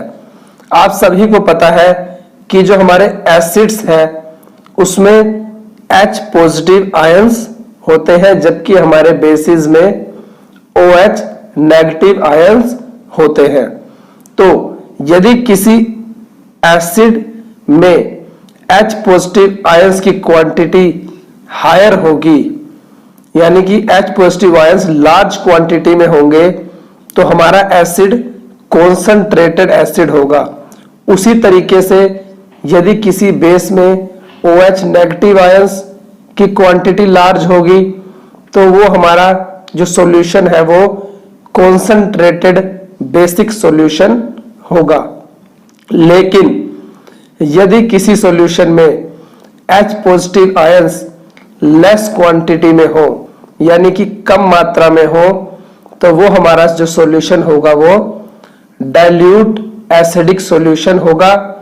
उसी तरीके से यदि किसी सॉल्यूशन में OH नेगेटिव आयंस कम मात्रा में या स्मॉल क्वांटिटी में होंगे तो वो हमारा सॉल्यूशन डाइल्यूट बेसिक सॉल्यूशन होगा। आई थिंक अब आपको कॉन्सेंट्रेटेड और डाइल्यूट सॉल्यूशंस के बीच का डिफरेंस पता लग गया होगा। उसके बाद हमारा नेक्स्ट जो टॉपिक आता है वो आता है कि हमारा जो डाइल्यूशन है वो प्रोसेस क्या है। डाइल्यूशन हमारा जो प्रोसेस है वो है कॉन्सेंट्रेटेड एसिड्स और बेसिस को डाइल्यूट एसिड और बेसिस में कन्वर्ट करना और एसिड कॉन्सेंट्रेटेड और एसिड सॉल्यूशंस को डाइल्यूट एसिड और बेसिक सॉल्यूशंस में कन्वर्ट करने के लिए हम उसको वाटर के साथ मिक्स करते हैं ताकि जो उनके आयंस हैं और H पॉजिटिव आयंस या OH नेगेटिव आयंस उनकी क्वांटिटी को, उनके कॉन्सेंट्रेशन को कम किया जा सके। और ऐसे सॉल्यूशंस हमने किया था कि जिसमें इन आयंस की क्वांटिटी कम होगी, उन सॉल्यूशंस को हम डाइल्यूट सॉल्यूशन कहते हैं। यानी कि डाइल्यूशन जो है वो हमारा ऐसा प्रोसेस हुआ जिसमें हम कॉन्सेंट्रेटेड एसिड और बेसिस को डाइल्यूट एसिड और बेसिस में कन्वर्ट करते हैं और उनमें डाइल्यूट एसिड और बेसिस सॉल्यूशन में कन्वर्ट करने के लिए हम अपने एसिड और बेसिस को वाटर के साथ मिक्स करते हैं ताकि उनमें per unit volume H positive ion और OH नेगेटिव आयंस की क्वांटिटी को कम किया जा सके। तो अब हमने जो एक्टिविटी की है उसी एक्टिविटी से जुड़े कुछ क्वेश्चन। पहला क्वेश्चन कि जब हम किसी एसिड को डाइल्यूट करते हैं, उसे पानी में मिक्स करते हैं, तो क्यों रिकमेंड किया जाता है कि हमेशा एसिड को ही वाटर में डालें, ना कि वाटर को एसिड में। तो हमने ऊपर किया था कि जो हमारा प्रोसेस होता है किसी एसिड को वाटर के साथ मिक्स करना वो काफी ज्यादा एक्सोथर्मिक प्रोसेस है और इस प्रोसेस में इतनी ज्यादा हीट प्रोड्यूस होती है कि यदि हम किसी वाटर को एसिड में डालेंगे तो जो हमारा मिक्सचर है वो बीकर से बाहर निकल सकता है, स्प्लैश आउट हो सकता है और स्किन बर्न या स्किन को डैमेज भी कर सकता है, या फिर जो हमारे ग्लास कंटेनर है वो भी ब्रेक हो सकते हैं एक्सेस अमाउंट ऑफ हीट की वजह से। इसीलिए हम रिकमेंड करते हैं कि हमारे जो एसिड्स हैं उनको वाटर में मिक्स किया जाए, ना कि वाटर को एसिड में। उसके बाद हमारा नेक्स्ट क्वेश्चन कि जब हम किसी एसिडिक सॉल्यूशन को डाइल्यूट करते हैं तो उसमें हाइड्रोजन आयंस की कॉन्सेंट्रेशन कैसे अफेक्ट होती है। हमने पहले ही किया था कि हायर नंबर ऑफ आयंस, यानी किसी सॉल्यूशन में जितने ज्यादा H पॉजिटिव आयंस या हाइड्रोनियम आयंस होंगे वो उतना ही ज्यादा एसिडिक होगा, उसकी जो एसिडिक स्ट्रेंथ होगी वो उतनी ही ज्यादा होगी। और जब हम किसी एसिड को डाइल्यूट करते हैं तो हम उसमें हाइड्रोनियम आयंस या हाइड्रोजन आयंस की कॉन्सेंट्रेशन को पर यूनिट वॉल्यूम डिक्रीज करते हैं, जिससे जो सॉल्यूशन है उसकी स्ट्रेंथ भी डिक्रीज हो जाती है और आयंस की क्वांटिटी भी कम हो जाती है। उसी तरीके से यदि हम किसी बेस को डाइल्यूट करते हैं तो हम उसमें हाइड्रोक्साइड आयंस की कॉन्सेंट्रेशन को कम करते हैं और कम करने की वजह से जो हमारा बेस है उसकी भी स्ट्रेंथ कम हो जाती है और उसमें जो OH नेगेटिव आयंस की क्वांटिटी है वो भी कम हो जाती है। उसके बाद बारी आती है pH स्केल की कि हमारा pH स्केल क्या होता है। जो हमारा pH स्केल है वो हमारा किसी भी सॉल्यूशन में हाइड्रोजन आयंस की कॉन्सेंट्रेशन को चेक करता है। ये चेक करता है कि किस सॉल्यूशन में हाइड्रोजन आयंस की कितनी क्वांटिटी है। हमने अभी किया था कि जिस सॉल्यूशन में H पॉजिटिव आयंस की कॉन्सेंट्रेशन ज्यादा होगी हमारा वो सॉल्यूशन उतना ही ज्यादा एसिडिक होगा। तो ऐसे सॉल्यूशंस जिनकी pH वैल्यू 7 से कम आएगी वो हमारे सॉल्यूशंस उतने ही ज्यादा एसिडिक होंगे। यानी कि यदि किसी सॉल्यूशन की pH वैल्यू 0 आती है तो वो हमारा सॉल्यूशन काफी ज्यादा एसिडिक होगा और उसमें H पॉजिटिव आयंस की क्वांटिटी उतनी ही ज्यादा होगी, वो उतना ही ज्यादा कॉन्सेंट्रेटेड एसिडिक सॉल्यूशन होगा। दूसरी तरफ यदि किसी सॉल्यूशन की pH वैल्यू 7 से ज्यादा आती है तो वो हमारा सॉल्यूशन उतना ही ज्यादा बेसिक होगा, यानी उसमें OH नेगेटिव आयंस की क्वांटिटी उतनी ही ज्यादा होगी और यानी कि वो उतना ही ज्यादा कॉन्सेंट्रेटेड बेसिक सॉल्यूशन होगा। उसके अलावा यदि किसी सॉल्यूशन की pH वैल्यू 7 आती है तो वो हमारा सॉल्यूशन ना तो एसिडिक होगा और ना ही बेसिक होगा, वो हमारा सॉल्यूशन न्यूट्रल सॉल्यूशन होगा। यहां हमें कुछ एग्जांपल दिए हुए, जैसे कि हमारा जो प्योर वाटर होगा उसकी pH वैल्यू 7 होगी क्योंकि हमारा प्योर वाटर ना तो एसिडिक होता है और ना ही बेस। जो हमारे बेसिस है जैसे कि मिल्क ऑफ मैग्नीशिया उसकी pH वैल्यू होती है 10 और जो हमारा sodium hydroxide concentrated sodium hydroxide solution है उसकी pH वैल्यू होती है 14, यानी कि ये हमारा काफी ज्यादा बेसिक सॉल्यूशन होता है। उसी तरीके से जो हमारा लेमन जूस है उसकी pH वैल्यू 2.2 होती है, यानी ये भी हमारा काफी ज्यादा एसिडिक होता है। उसके अलावा जो हमारे गैस्ट्रिक जूस है, यानी जो हमारे अम्ल प्रोड्यूस करती है उनकी pH वैल्यू 1.2 होती है, यानी जो हमारे गैस्ट्रिक जूस है वो काफी ज्यादा एसिडिक नेचर के होते हैं। तो अभी हमने ऊपर किया कि जो हमारा प्योर वाटर है उसकी pH वैल्यू 7.0 होती है, यानी कि जो हमारा प्योर वाटर है वो ना तो एसिडिक होता है और ना ही बेसिक होता है। इसके बाद जो हमारा नेक्स्ट टॉपिक है वो होता है हमारा एसिड रेन, कि हमारी एसिड रेन क्या होती है। जब जो हमारा रेन वाटर है वो वाटर पोल्यूटेंट्स जैसे कि सल्फर डाइऑक्साइड, नाइट्रोजन डाइऑक्साइड, ऐसे वाटर पोल्यूटेंट जो हमारी हवा को पोल्यूट करते हैं, एयर को, जब इनके साथ हमारा रेन वाटर मिक्स हो जाता है तो हमारे रेन वाटर की पीएच वैल्यू 7.0 से घट जाती है, 7.0 से कम हो जाती है और हमारे रेन वाटर की जो नेचर है वो न्यूट्रल से एसिडिक नेचर का हो जाता है। तो उस रेन को हम एसिडिक रेन कहते हैं।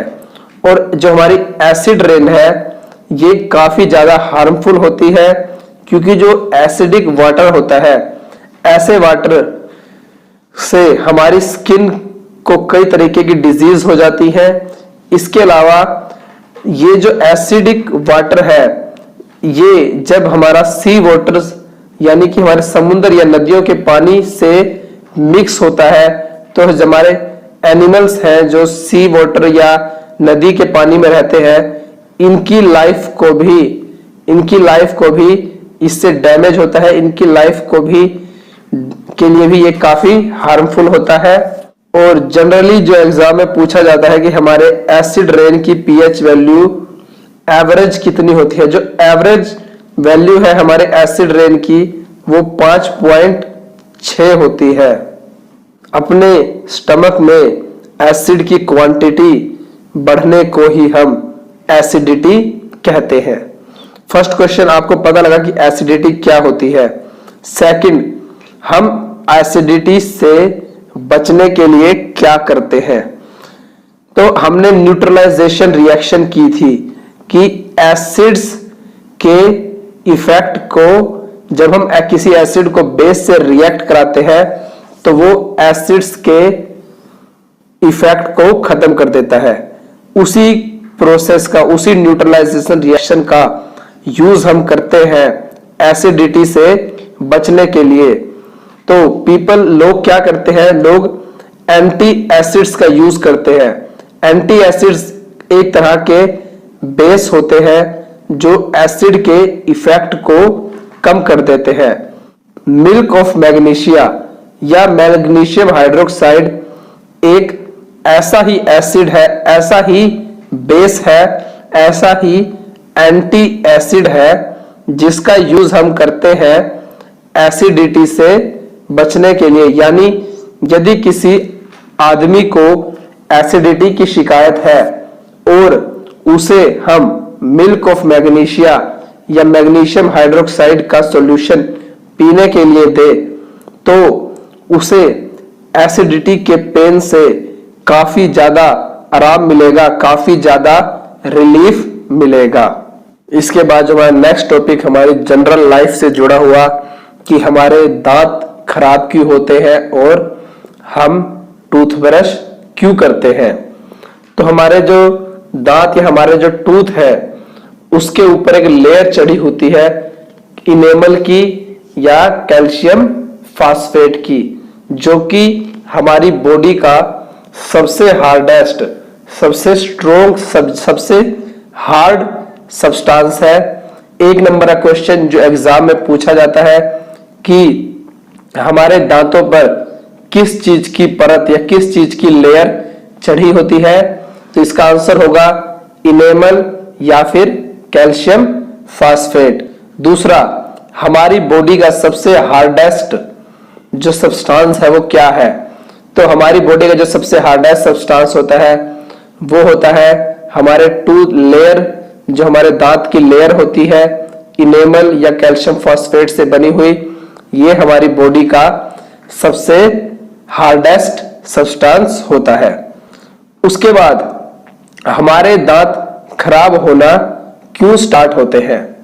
जब हमारे दांतों पे जो ये सॉलिड परत चढ़ी होती है इनेमल, ये करोड या खराब होने लगती है, क्योंकि जब हम खाना खाते हैं तो हमारे दांतों में खाना फंस जाता है, सबको पता है, और जो हमारे मुंह में बैक्टीरिया है वो इस खाने को जो खराब करते हैं, जो सड़ाते हैं, उससे जो एसिड प्रोड्यूस होता है वो हमारे मुंह की या हमारे दांतों की पीएच वैल्यू को कम करके 5.5 या उससे भी कम करता है, यानी कि हमारे मुंह में एसिड बनते हैं।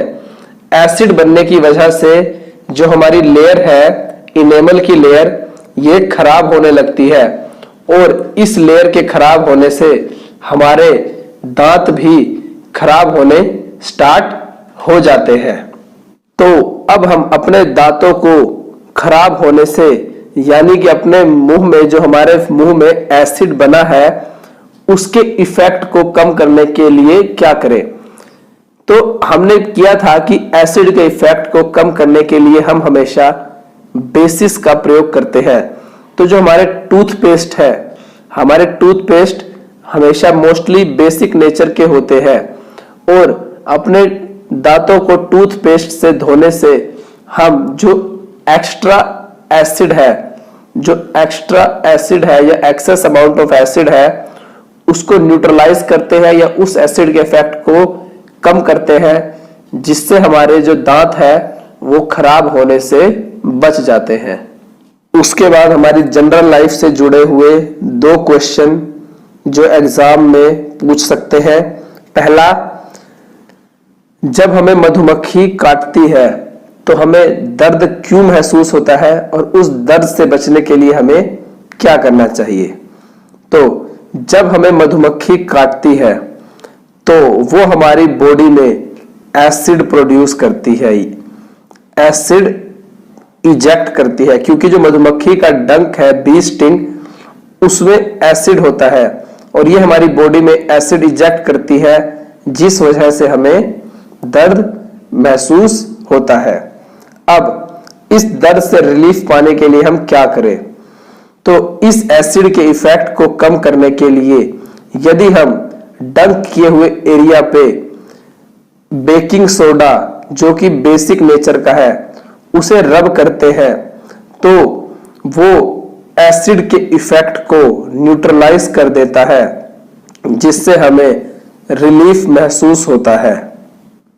उसके बाद जो हमारा नेक्स्ट क्वेश्चन आता है कि नेटल पौधे की जो पत्तियां हैं उनको यदि गलती से छू लिया जाए तो पेन क्यों महसूस होता है और उस पेन से रिलीफ पाने के लिए हम क्या कर सकते हैं। तो नेटल जो हमारा पौधा होता है, इसकी पत्तियों में मेथनोइक एसिड होता है और यदि हम गलती से इसकी पत्तियों को टच कर ले तो ये मेथनोइक एसिड हमारी स्किन में इजेक्ट हो जाता है, जिस वजह से हमें पेन फील होता है। अब सेकंड कि हम इस पेन से रिलीफ पाने के लिए क्या कर सकते हैं। तो जो हमारा नेटल पौधा है, इसी पौधे के ही पास एक दूसरा पौधा भी उगता है, डोक प्लांट, जो कि बेसिक नेचर का होता है।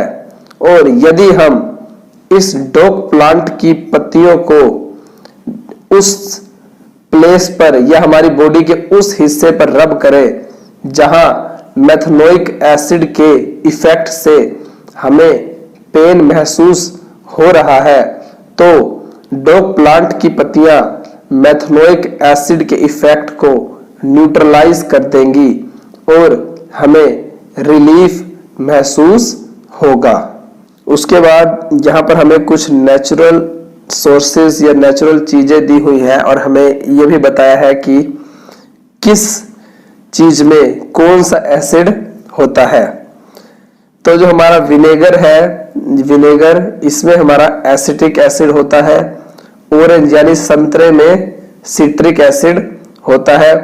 इसके अलावा टैमरिंड यानी इमली में टार्टरिक एसिड, टोमेटो में ऑक्सैलिक एसिड, सोर मिल्क या दही, जो हमारे खट्टे दूध, जो दूध खराब हो जाता है, या जो हमारी दही है उसमें लैक्टिक एसिड होता है। लेमन में सिट्रिक एसिड, एंट स्टिंग यानी कि जो चींटी का जो डंक है उसमें मेथनोइक एसिड होता है। और नेटल स्टिंग यानी जो हमारा नेटल पौधा है उसकी पत्तियों में भी मेथनोइक एसिड ही होता है। तो अब हम करते हैं कुछ क्वेश्चंस। यदि आपको हमारा जो अभी तक हमने चैप्टर किया है अगर समझ में आया होगा तो आप इन क्वेश्चंस के आंसर इजीली दे पाएंगे।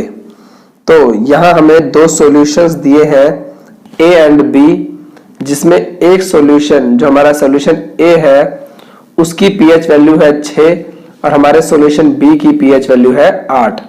हमें यह बताना है कि हमारे किस सॉल्यूशन में हाइड्रोजन आयंस की कॉन्सेंट्रेशन ज्यादा है और कौन सा हमारा सॉल्यूशन एसिडिक है या बेसिक है। पहले हमने किया था कि अभी ऊपर जिस सॉल्यूशन की पीएच वैल्यू 7 से कम होगी उसमें हाइड्रोजन कॉन्सेंट्रेशन या हाइड्रोजन आयंस की कॉन्सेंट्रेशन या क्वांटिटी उतनी ही ज्यादा होगी और सॉल्यूशन की पीएच वैल्यू जितनी ज्यादा होगी उसमें हाइड्रोजन आयंस की कॉन्सेंट्रेशन उतनी ही कम होगी। तो जो हमारा सॉल्यूशन ए है जिसकी पीएच वैल्यू 6 दी हुई है, इसमें हाइड्रोजन आयंस की कॉन्सेंट्रेशन ज्यादा होगी, जबकि जो हमारा सॉल्यूशन बी है इसमें हाइड्रोजन आयंस की कॉन्सेंट्रेशन कम होगी। उसके बाद हमने ये भी किया था कि जिस सॉल्यूशन में हाइड्रोजन आयंस की कॉन्सेंट्रेशन ज्यादा होगी हमारा वो सॉल्यूशन एसिडिक नेचर का होगा, यानी कि जो हमारा सॉल्यूशन ए है ये हमारा एसिडिक नेचर का होगा, जबकि जो हमारा सॉल्यूशन बी है ये हमारा बेसिक नेचर होगा, क्योंकि इसकी पीएच वैल्यू 7 से ज्यादा है और इसमें हाइड्रोजन आयंस की कॉन्सेंट्रेशन कम है। इसके बाद हमारा नेक्स्ट क्वेश्चन कि किसी सॉल्यूशन में H पॉजिटिव आयंस की क्वांटिटी सॉल्यूशन के नेचर को कैसे इफेक्ट करती है। तो अभी हमने ऊपर किया है कि जिस सॉल्यूशन में H पॉजिटिव आयंस की कॉन्सेंट्रेशन ज्यादा होगी, यानी कि यदि किसी सॉल्यूशन में हाइड्रोजन आयंस की कॉन्सेंट्रेशन को इंक्रीज किया जाए तो उसका एसिडिक नेचर भी इंक्रीज होता है, वो सॉल्यूशन उतना ही ज्यादा एसिडिक हो जाता है।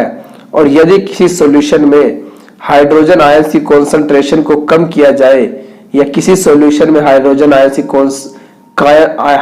आयंस कम क्वांटिटी में हो तो हमारा सॉल्यूशन उतना ही ज्यादा बेसिक नेचर का हो जाता है। इसके बाद हमारा नेक्स्ट क्वेश्चन है कि क्या जो हमारे बेस है उनमें भी हाइड्रोजन आयंस होता है और यदि होता है तो वो बेसिक नेचर के क्यों होते हैं। अभी तक हमने ये किया था कि जो हमारे बेसिस है वो अपने एक्वस सॉल्यूशन में OH नेगेटिव आयंस प्रोड्यूस करते हैं, लेकिन इसके अलावा ये बात भी ट्रू है कि जो हमारे बेसिस है उनमें भी H पॉजिटिव आयंस होते हैं, लेकिन जो हमारे बेस है उनमें जो H पॉजिटिव आयंस है उनकी क्वांटिटी काफी कम होती है, जबकि OH नेगेटिव आयंस यानी कि हाइड्रोक्साइड आयंस है उनकी क्वांटिटी काफी ज्यादा होती है, जिस वजह से जो हमारा सॉल्यूशन है बेसिक सॉल्यूशन ये बेसिक नेचर के होते हैं। उसके बाद हमारा नेक्स्ट क्वेश्चन है कि जो किसान है वो किस कंडीशन में जो मिट्टी है उसको किस कंडीशन में क्विकलाइन, स्लेक्ट लाइम या कैल्शियम कार्बोनेट के साथ के साथ मिक्स करेगा ताकि हमारी मिट्टी ठीक हो जाए और उसमें जो फसल है उसको उगाया जा सके। तो यहाँ जो हमें सब्सटेंस दिए हैं क्विकलाइन, कैल्शियम ऑक्साइड या कैल्शियम कार्बोनेट, ये तीनों ही बेसिक नेचर के हैं और इन्हें मिट्टी में तभी मिक्स करेंगे यदि जो हमारी मिट्टी है वो एसिडिक नेचर की हो, उसकी पीएच वैल्यू 7 से कम हो, ताकि जो ये बेस है वो मिट्टी के एसिड्स के साथ मिक्स होकर एसिड के इफेक्ट को न्यूट्रल कर दे और हमारी मिट्टी जो है उसकी पीएच वैल्यू उस लेवल पे आ जाए कि हम उसमें फसल को उगा सके। सोल्ट्स असल में होते क्या है? सोल्ट्स हमारे ऐसे आयनिक कंपाउंड हैं जो हमारे न्यूट्रलाइजेशन रिएक्शन, यानी जब एसिड्स और बेस आपस में रिएक्ट करते हैं तो उससे हमें सोल्ट्स मिलते हैं। हमने अपनी पहले की वीडियो में किया था कि हमारे न्यूट्रलाइजेशन ऐसी रिएक्शंस होती है जिसमें हमारे एसिड बेसिस के साथ रिएक्ट करते हैं जिससे हमें सोल्ट और वाटर मिलता है। हमारे सोल्ट्स कई टाइप्स के हैं जिन्हें हम जनरली यूज करते हैं, लेकिन उनमें सोडियम क्लोराइड हमारा सबसे ज्यादा यूज किया जाने वाला या सबसे कॉमन सोल्ट है जो मोस्टली यूज किया जाता है। सोडियम क्लोराइड को हम कॉमन सोल्ट या टेबल सोल्ट भी कहते हैं। ये हमारा वही नमक या वही सोल्ट है जो हम अपने घरों में खाना बनाने या खाने का जो टेस्ट है उसको इनहेंस करने के बढ़ाने के लिए जो नमक यूज करते हैं उसका जो केमिकल फॉर्मूला है वो सोडियम क्लोराइड यानी NaCl होता है। उसके बाद फैमिली ऑफ सोल्ट्स जिनके कॉमन एसिड या बेसिक रेडिकल्स या कंटेंट्स होते हैं उन्हें हम सेम फैमिली से बिलोंग करने वाला बोलते हैं। जैसे कि यहाँ सोडियम क्लोराइड और कैल्शियम क्लोराइड, इनमें दोनों में ही जो बेस कॉमन रेडिकल है वो है क्लोरीन, तो ये दोनों ही हमारे क्लोराइड फैमिली से बिलोंग करेंगे। उसी तरीके से कैल्शियम क्लोराइड और कैल्शियम सल्फेट, इन दोनों का जो बेसिक कॉमन रेडिकल है वो है कैल्शियम, तो ये दोनों ही कैल्शियम फैमिली से बिलोंग करेंगे। उसी तरीके से जिंक क्लोराइड और जिंक सल्फेट, इन दोनों में जो कॉमन रेडिकल है वो है हमारा जिंक, तो ये दोनों ही हमारे जिंक फैमिली से बिलोंग करेंगे। तो अगर बात करें कि हमें कॉमन सोल्ट मिलता कहां से है, तो जो हमारा सी वाटर यानी जो हमारा समुद्र का पानी है, एक तो उससे हमें कॉमन सोल्ट प्राप्त मिलता है। हम कॉमन सोल्ट जो हमें समुद्र का पानी, उसमें कई तरह के सोल्ट डिसोल्व होते हैं जिसको साफ करके हम उससे कॉमन सोल्ट यानी सोडियम क्लोराइड प्राप्त करते हैं या हमें जो मिलता है। उसके बाद जो हमारा रॉक सोल्ट होता है यानी जो हमारा काला नमक है वो हमें बड़े बड़े क्रिस्टल्स की फॉर्म में खानों में, जैसे हम खान से कोयले वगैरह की खुदाई करके निकालते हैं, वैसे ही जो हमारा रॉक सोल्ट है इसको भी हम कोयले की तरह ही बड़ी बड़ी खानों से, बड़ी बड़ी माइंस से खुदाई करके निकालते हैं। और इसका जो केमिकल फॉर्मूला है हमारा रॉक सोल्ट, इसका केमिकल फॉर्मूला भी सोडियम क्लोराइड ही होता है। सोडियम क्लोराइड का यूज आगे जब हम अभी जो अलग अलग कंपाउंड्स के बारे में पढ़ेंगे, sodium hydroxide, baking soda, washing soda या ब्लीचिंग पाउडर, इन सब की प्रिपरेशन में या इन सब की मैन्युफैक्चरिंग में जो हमारा सबसे स्टार्टिंग का पॉइंट होता है वो हमारा कॉमन सोल्ट होता है। कॉमन सोल्ट का यूज करके हम sodium hydroxide, baking soda, washing soda, bleaching powder आदि सोल्ट्स जो है वो हमारे बना सकते हैं। तो सबसे पहले बात करते हैं सोडियम हाइड्रोक्साइड की प्रिपरेशन की। सोडियम हाइड्रोक्साइड की प्रिपरेशन हम क्लोर एल्कलाई प्रोसेस से करते हैं। क्लोर एल्कली प्रोसेस जो है हमारा मोस्ट इंपोर्टेंट है, क्योंकि क्लोर एल्कली प्रोसेस से जो हमें प्रोडक्ट्स मिलते हैं सोडियम हाइड्रोक्साइड, क्लोरीन और हाइड्रोजन गैस, इनका यूज करके हम अपने जनरल यूज के कई सोल्ट्स की मैन्युफैक्चरिंग, कई सोल्ट्स हमारे प्रोड्यूस करते हैं। तो जब हम सोडियम क्लोराइड का जो हमारा कॉन्सेंट्रेटेड एक्वस सॉल्यूशन होता है जिसे हम ब्राइन वाटर भी कहते हैं, तो हम अपने ब्राइन वाटर से जब इलेक्ट्रिसिटी को पास आउट करते हैं या इलेक्ट्रिसिटी पास करते हैं, तो जो हमारी इलेक्ट्रिसिटी है वो सोडियम क्लोराइड के एक्वस सॉल्यूशन का डिकम्पोजिशन कर देती है, जो कि हम जिसे हम कह सकते हैं कि सोडियम क्लोराइड का इलेक्ट्रिकल डिकम्पोजिशन। तो सोडियम क्लोराइड के इलेक्ट्रिकल डिकम्पोजिशन से हमें सोडियम हाइड्रोक्साइड, क्लोरीन और हाइड्रोजन गैस मिलती है, और इस प्रोसेस को हम क्लोर एल्कलाई प्रोसेस कहते हैं। क्लोर एल्कलाई, जिसमें क्लोर जो है वो हमारा क्लोरीन गैस के लिए स्टैंड करता है और एल्कलाई का मतलब है सोडियम हाइड्रोक्साइड, यानी कि हमारा ऐसा बेस जो कि पानी में या ऐसा सोल्ट जो हमारा पानी में घुल जाए उसे हम एल्कलाई कहते हैं। तो जो भी हम किसी चीज से इलेक्ट्रिसिटी पास करते हैं तो हमारे इलेक्ट्रिकल सोर्स के हमेशा दो एंड होते हैं, एक पॉजिटिव एंड एनोड और एक नेगेटिव एंड कैथोड। तो जो हमारी क्लोरीन गैस प्रोड्यूस होगी वो हमारे पॉजिटिव एंड यानी एनोड के पास इकट्ठी हो जाती है, जबकि हमारी जो हाइड्रोजन गैस है वो कैथोड यानी कि नेगेटिव एंड पे इकट्ठी होती है। उसके अलावा जो हमारा सोडियम हाइड्रोक्साइड का एक्वस सॉल्यूशन है वो भी हमारा नेगेटिव एंड यानी कैथोड के पास ही जो है फॉर्म होता है। और ये तीनों ही प्रोडक्ट्स जो हमें क्लोर एल्कलाई प्रोसेस से मिले हैं, सोडियम हाइड्रोक्साइड, क्लोरीन और हाइड्रोजन गैस, ये तीनों ही प्रोडक्ट हमारे काफी यूजफुल होंगे। हमारे जो आगे हम पढ़ेंगे अपने नए salts, bleaching powder, baking soda या वॉशिंग सोडा, उनकी मैन्युफैक्चरिंग में हम इन सोल्ट्स का यूज करेंगे। तो अब हम बात करें अगर कि ब्राइन वाटर की, कि हमारा ब्राइन वाटर क्या होता है, तो हमारा ब्राइन वाटर जो है वो कॉमन सोल्ट यानी सोडियम क्लोराइड का हाईली कॉन्सेंट्रेटेड एक्वस सॉल्यूशन होता है। यानी कि ब्राइन वाटर में जो हमारा सोडियम क्लोराइड या कॉमन सोल्ट है उसकी क्वांटिटी काफी ज्यादा होती है और इसीलिए हम इसे कॉमन सोल्ट का कॉन्सेंट्रेटेड सॉल्यूशन कहते हैं। नेचुरली की बात करें हम कि नेचर से में जो हमारा ब्राइन वाटर है वो हमें सी वाटर या फिर जो हमारी नमकीनी यानी खारे पानी की जो लेक्स या झीलें होती हैं उनमें हमें नेचुरली रूप से या प्राकृतिक तरीके से ब्राइन वाटर जो है वो मिलता है। तो अपने क्लोर एल्कलाई प्रोसेस से जो हमें प्रोडक्ट्स मिलते हैं उनमें से जो हम अपने नए सोल्ट्स प्रोड्यूस करते हैं उसमें जो हमारा सबसे पहला प्रोडक्ट है उसका नाम आता है ब्लीचिंग पाउडर। ब्लीचिंग पाउडर की प्रिपरेशन करने के लिए हम क्लोरीन गैस का यूज करते हैं। जब हम क्लोरीन गैस को ड्राई स्लेक्ड लाइम यानी कि कैल्शियम हाइड्रोक्साइड का जो हमारा ड्राई पाउडर होता है, हमने पहले किया था कि ड्राई और एक्वस सॉल्यूशन में डिफरेंस होता है। ड्राई का मतलब सिर्फ कैल्शियम हाइड्रोक्साइड का जो सूखा पाउडर होगा या क्रिस्टल्स होंगे वो होगा हमारा ड्राई स्लेक्ड लाइम, और एक्वस सॉल्यूशन होता है जब हम इसी को अपने कैल्शियम हाइड्रोक्साइड को पानी के साथ मिक्स करें और उसका एक सॉल्यूशन बनाए तो वो हमारा कैल्शियम हाइड्रोक्साइड का एक एक्वस सॉल्यूशन होता है।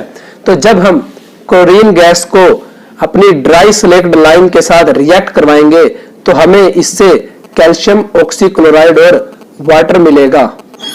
तो इस रिएक्शन से जो हमें कैल्शियम ऑक्सीक्लोराइड मिला इसे ही हम ब्लीचिंग पाउडर के नाम से जानते हैं।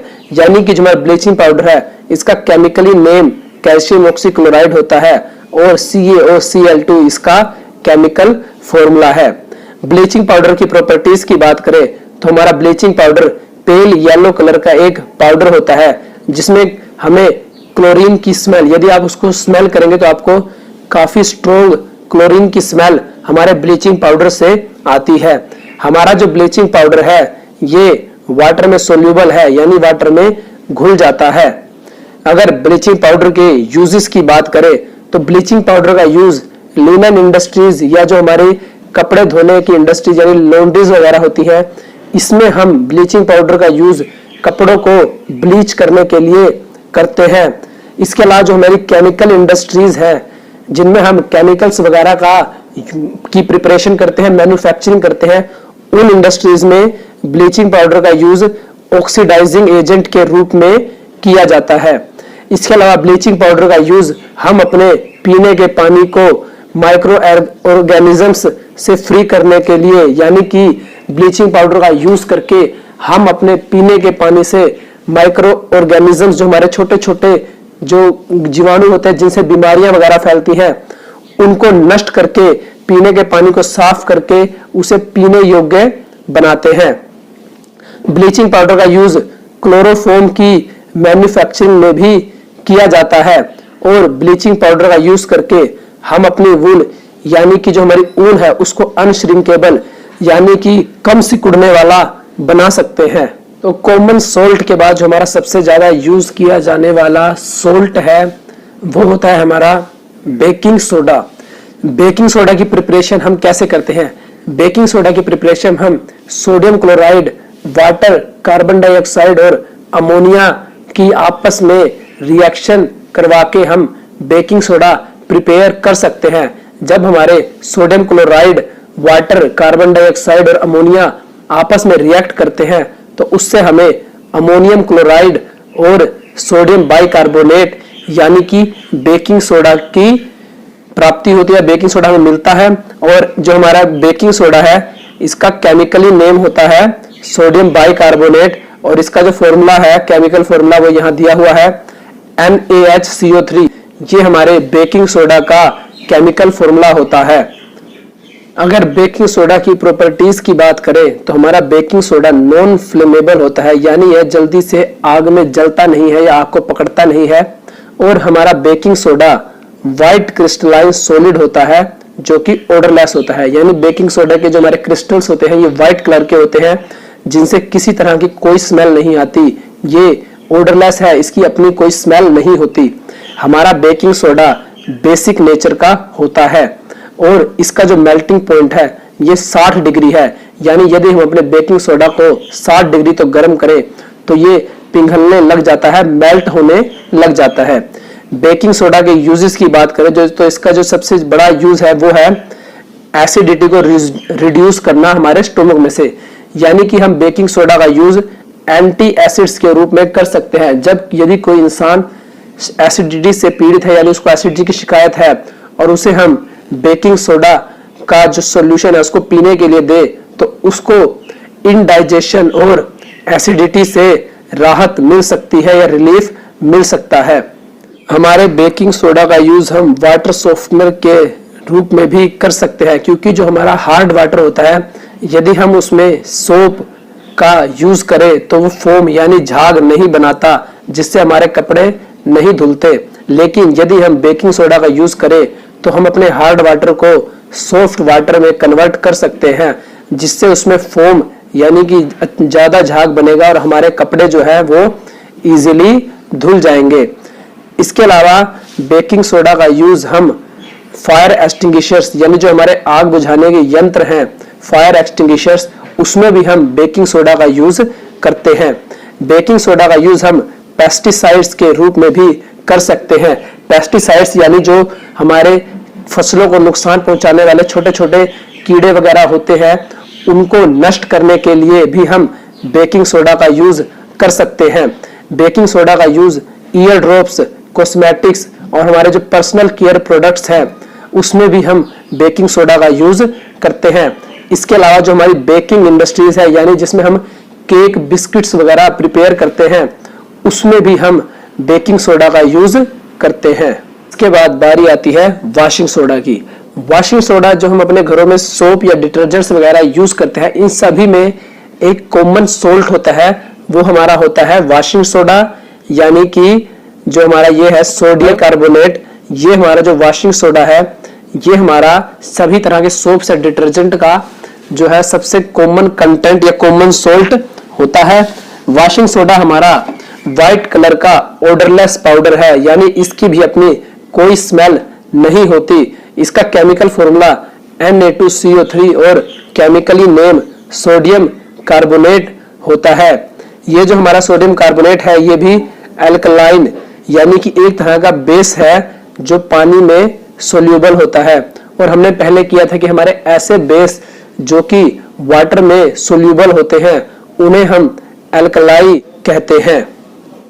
चलिए अब बात करते हैं कि हम वॉशिंग सोडा को कैसे बना सकते हैं, कैसे प्रिपेयर कर सकते हैं या कैसे मैन्युफैक्चर कर सकते हैं। तो वॉशिंग सोडा बनाने के लिए सबसे पहले हमें जो हमारा बेकिंग सोडा यानी कि सोडियम हाइड्रोजन कार्बोनेट है इसको गर्म करना होगा। गर्म करने से हमारा जो बेकिंग सोडा है वो डिकम्पोज हो जाएगा, जिससे हमें सोडियम कार्बोनेट, वाटर और कार्बन डाइऑक्साइड गैस मिलेगी। इस डिकम्पोज्ड सोडियम कार्बोनेट को जब हम वाटर के साथ रिएक्ट करके इसका क्रिस्टलाइजेशन करेंगे तो इससे हमें सोडियम कार्बोनेट के क्रिस्टल मिलेंगे, जिसे हम वॉशिंग सोडा के नाम से जानते हैं। और जो हमारा वॉशिंग सोडा है इसका भी नेचर बेसिक होता है, यानी कि ये भी एक तरह का बेसिक सोल्ट है। यदि हम वॉशिंग सोडा के यूजेस की बात करें तो जो वॉशिंग सोडा का यूज है मैंने आपको बताया, वॉशिंग सोडा को हम सोप, ग्लास या पेपर इंडस्ट्रीज है इनमें यूज करते हैं। वॉशिंग सोडा जो है वो हमारा रॉ मटेरियल होता है हमारे सोप या डिटर्जेंट्स का। इसके अलावा जो हमारे बर्तन वगैरह हैं, जो हमारे किचन यूटेंसिल्स हैं, उनके ऊपर जो जलने के या जो ग्रीस के दाग होते हैं उनको रिमूव करने के लिए भी हम वॉशिंग सोडा का यूज कर सकते हैं। इसके अलावा जो हमारा वाटर है उसकी परमानेंट हार्डनेस को दूर करने के लिए, यानी कि जो हमारा हार्ड वाटर है उसको हम सॉफ्ट करने के लिए भी वॉशिंग सोडा का यूज कर सकते हैं। इसके अलावा हम अपने बेकिंग सोडा का यूज भी एज ए वाटर सॉफ्टनर कर सकते हैं। वॉशिंग सोडा का यूज हम कई तरीके के सोडियम कंपाउंड्स की मैन्युफैक्चरिंग के लिए भी करते हैं, जैसे कि बोरैक्स जो कि हमारा सोडियम का ही एक कंपाउंड है। इसकी मैन्युफैक्चरिंग या इसको प्रिपेयर करने के लिए भी हम वॉशिंग सोडा का यूज कर सकते हैं। तो उसके बाद जो हमारी नेक्स्ट एक्टिविटी है वो है हमारी एक्टिविटी 2.15। लेट अस सी इसमें हमें करना क्या है। इसमें हमें कुछ कॉपर सल्फेट के क्रिस्टल्स हैं, उनको गर्म करने के बाद ये देखना है कि उसके कलर में क्या चेंजेस आते हैं। उसके बाद हमें ये भी बताना है यदि हम उन ड्राई कॉपर सल्फेट के क्रिस्टल्स पर यदि 2 या 3 बूंदे पानी की डालें तो उस पर क्या इफेक्ट होगा, क्या असर होगा। तो अभी हमने ऊपर जो सोडियम वॉशिंग सोडा के अपने जो क्रिस्टल्स बनाए थे उसको हमने वाटर से रिएक्ट करके उसके क्रिस्टल्स बनाए थे, यानी कि जो भी हमारे किसी भी कंपाउंड या हमारे सोल्ट के जो क्रिस्टल्स होते हैं वो वाटर को कंटेन करते हैं, यानी हमारे सभी क्रिस्टल्स में थोड़ी सी अमाउंट में वाटर जरूर होता है। तो जो हमारे कॉपर सल्फेट के क्रिस्टल्स हैं वो ब्लू कलर के होते हैं, लेकिन जब हम उन्हें हीट करते हैं तो उनमें जो वाटर होता है वो रिमूव हो जाता है। वाटर गर्म करने से जो हमारे कॉपर सल्फेट क्रिस्टल्स है उनसे हट जाता है, उनसे रिमूव हो जाता है और हमारे कॉपर सल्फेट क्रिस्टल्स का जो ब्लू कलर है वो व्हाइट कलर के हो जाते हैं।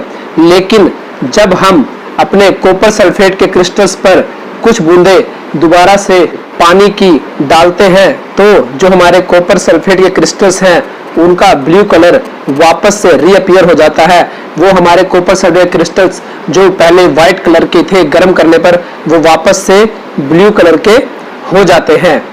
तो यहाँ पर आपको कॉपर सल्फेट जो हमारे हाइड्रेटेड कॉपर सल्फेट के क्रिस्टल्स हैं उसका केमिकल फॉर्मूला दिया हुआ है, जबकि यदि हम कॉपर सल्फेट क्रिस्टल्स को गर्म करेंगे तो वाटर रिमूव होने के बाद जो हमारा कॉपर सल्फेट है उसका जो फॉर्मूला होगा वो होगा CuSO4, जबकि हमारे हाइड्रेटेड कॉपर सल्फेट के क्रिस्टल्स का फॉर्मूला होता है CuSO4 5H2O। अभी हमने ऊपर देखा कि जो हमारे कैल्शियम सल्फेट या फिर जो हमारा वॉशिंग सोडा है वो अपनी क्रिस्टलाइजेशन फॉर्म में कुछ न कुछ अमाउंट में वाटर मॉलिक्यूल्स को कंटेन करते हैं। इसी तरीके से हमारा एक अदर सोल्ट भी है जिप्सम, जो कि अपनी क्रिस्टलाइजेशन फॉर्म में वाटर को पोजेस करता है। हमारे जिप्सम में 2 वाटर मॉलिक्यूल्स होते हैं इसकी क्रिस्टलाइजेशन फॉर्म में, जो कि आपको यहाँ इसके केमिकल फॉर्मूला को देखकर समझ में आ जाएगा। तो जब हम अपने जिप्सम को 373 के तक गर्म करते हैं, 373 केल्विन तक गर्म करते हैं, तो जो हमारा जिप्सम है वो वाटर मॉलिक्यूल्स को लूज कर देता है, जिससे हमें कैल्शियम सल्फेट हेमीहाइड्रेट का नामक कंपाउंड मिलता है, जिसका केमिकल फॉर्मूला यहाँ दिया हुआ है। और इसी कैल्शियम सल्फेट हेमीहाइड्रेट को हम प्लास्टर ऑफ पेरिस कहते हैं। यानी कि यदि आपसे एग्जाम में पूछा जाए कि आप प्लास्टर ऑफ पेरिस की प्रिपरेशन कैसे कर सकते हैं या प्लास्टर ऑफ पेरिस कैसे मैन्युफैक्चर किया जाता है, तो आप लिख सकते हैं कि जिप्सम को जब हम 373 केल्विन तक गर्म करेंगे तो जो जिप्सम के क्रिस्टल्स हैं वो वाटर मॉलिक्यूल्स को लूज कर देंगे, जिससे हमें प्लास्टर ऑफ पेरिस यानी कि कैल्शियम सल्फेट हेमीहाइड्रेट मिलेगा। जो हमारा ये प्लास्टर ऑफ पेरिस है ये एक वाइट कलर का पाउडर होता है, जिसे हम पानी से मिक्स करते हैं तो ये वापस से जिप्सम में कन्वर्ट हो जाता है, वापस से जिप्सम बन जाता है, जैसे ये रिएक्शन आपको दी हुई है। तो डॉक्टर्स क्या करते हैं, डॉक्टर्स हमारी जो बोन वगैरह टूट जाती है वहाँ उनको राइट पोजीशन में लाने के लिए प्लास्टर ऑफ पेरिस के सॉल्यूशन का यूज करते हैं। प्लास्टर ऑफ पेरिस को पानी से मिक्स करके उस पार्ट पर लगाते हैं, जिससे वो थोड़ी देर बाद हार्ड यानी जिप्सम हार्ड सॉलिड मास यानी कि जिप्सम में कन्वर्ट हो जाता है। इसके अलावा प्लास्टर ऑफ पेरिस का यूज खिलौने या डेकोरेटिव मटेरियल्स वगैरह बनाने में भी किया जाता है, और प्लास्टर ऑफ पेरिस का यूज हम दीवारों या जो हमारी हार्ड सरफेसेस होती हैं उनको स्मूथ करने के लिए भी हम प्लास्टर ऑफ पेरिस का यूज करते हैं।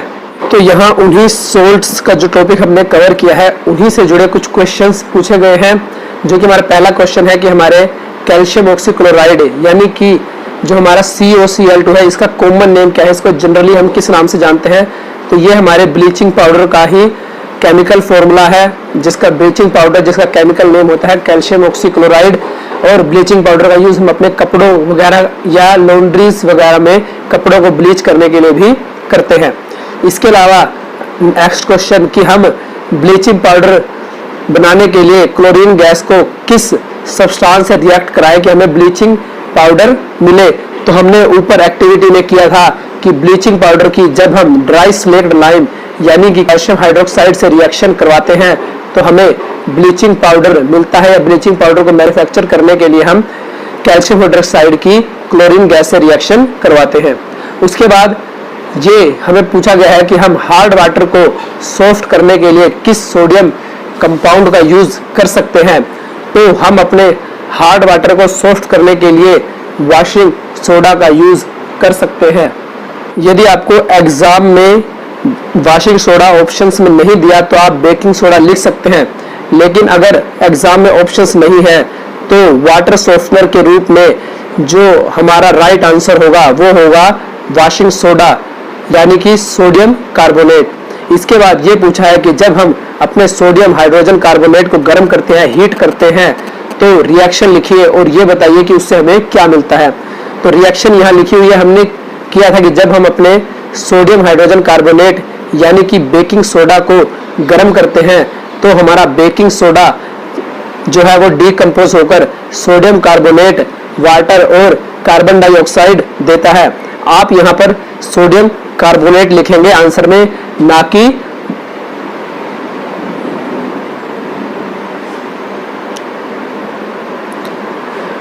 वॉशिंग सोडा, क्योंकि यहाँ हमें सिर्फ सोडियम कार्बोनेट मिला है, जबकि वॉशिंग सोडा हमारा यहाँ फॉर्मूला लिखा हुआ है। वॉशिंग सोडा जो है वो हमारा सोडियम कार्बोनेट की क्रिस्टलाइजेशन फॉर्म होती है जिसमें वाटर मॉलिक्यूल्स भी कंटेन होते हैं।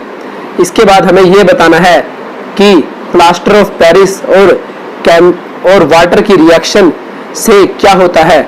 जब हम प्लास्टर ऑफ पेरिस को हमने किया था कि जब हम प्लास्टर ऑफ पेरिस जो हमारा व्हाइट कलर का पाउडर है इसको वाटर के साथ मिक्स करते हैं तो ये वापस से हार्ड सॉलिड मास में कन्वर्ट हो जाता है, जिसे हम जिप्सम के नाम से भी जानते हैं।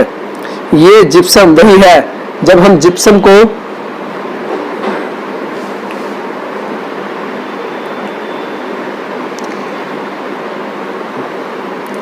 इससे जुड़ी रिएक्शन यहाँ दी हुई है जिसमें हम अपने प्लास्टर ऑफ पेरिस को वाटर से रिएक्ट करवाते हैं जिससे हमें जिप्सम मिलता है। लेकिन यदि आपको एग्जाम में ये पूछा जाए कि आप प्लास्टर ऑफ पेरिस कैसे प्रिपेयर कर सकते हैं, तो प्लास्टर ऑफ पेरिस प्रिपेयर करने के लिए हमें इसी प्रोसेस को उल्टा करना पड़ेगा। हम अपने जिप्सम को गर्म करेंगे जिससे कि जिप्सम के जो हमारे क्रिस्टल्स हैं ये वाटर मॉलिक्यूल्स को लूज कर देंगे जिससे हमें प्लास्टर ऑफ पेरिस मिलेगा। For more updates, subscribe to our channel, click the show links and enjoy watching the videos.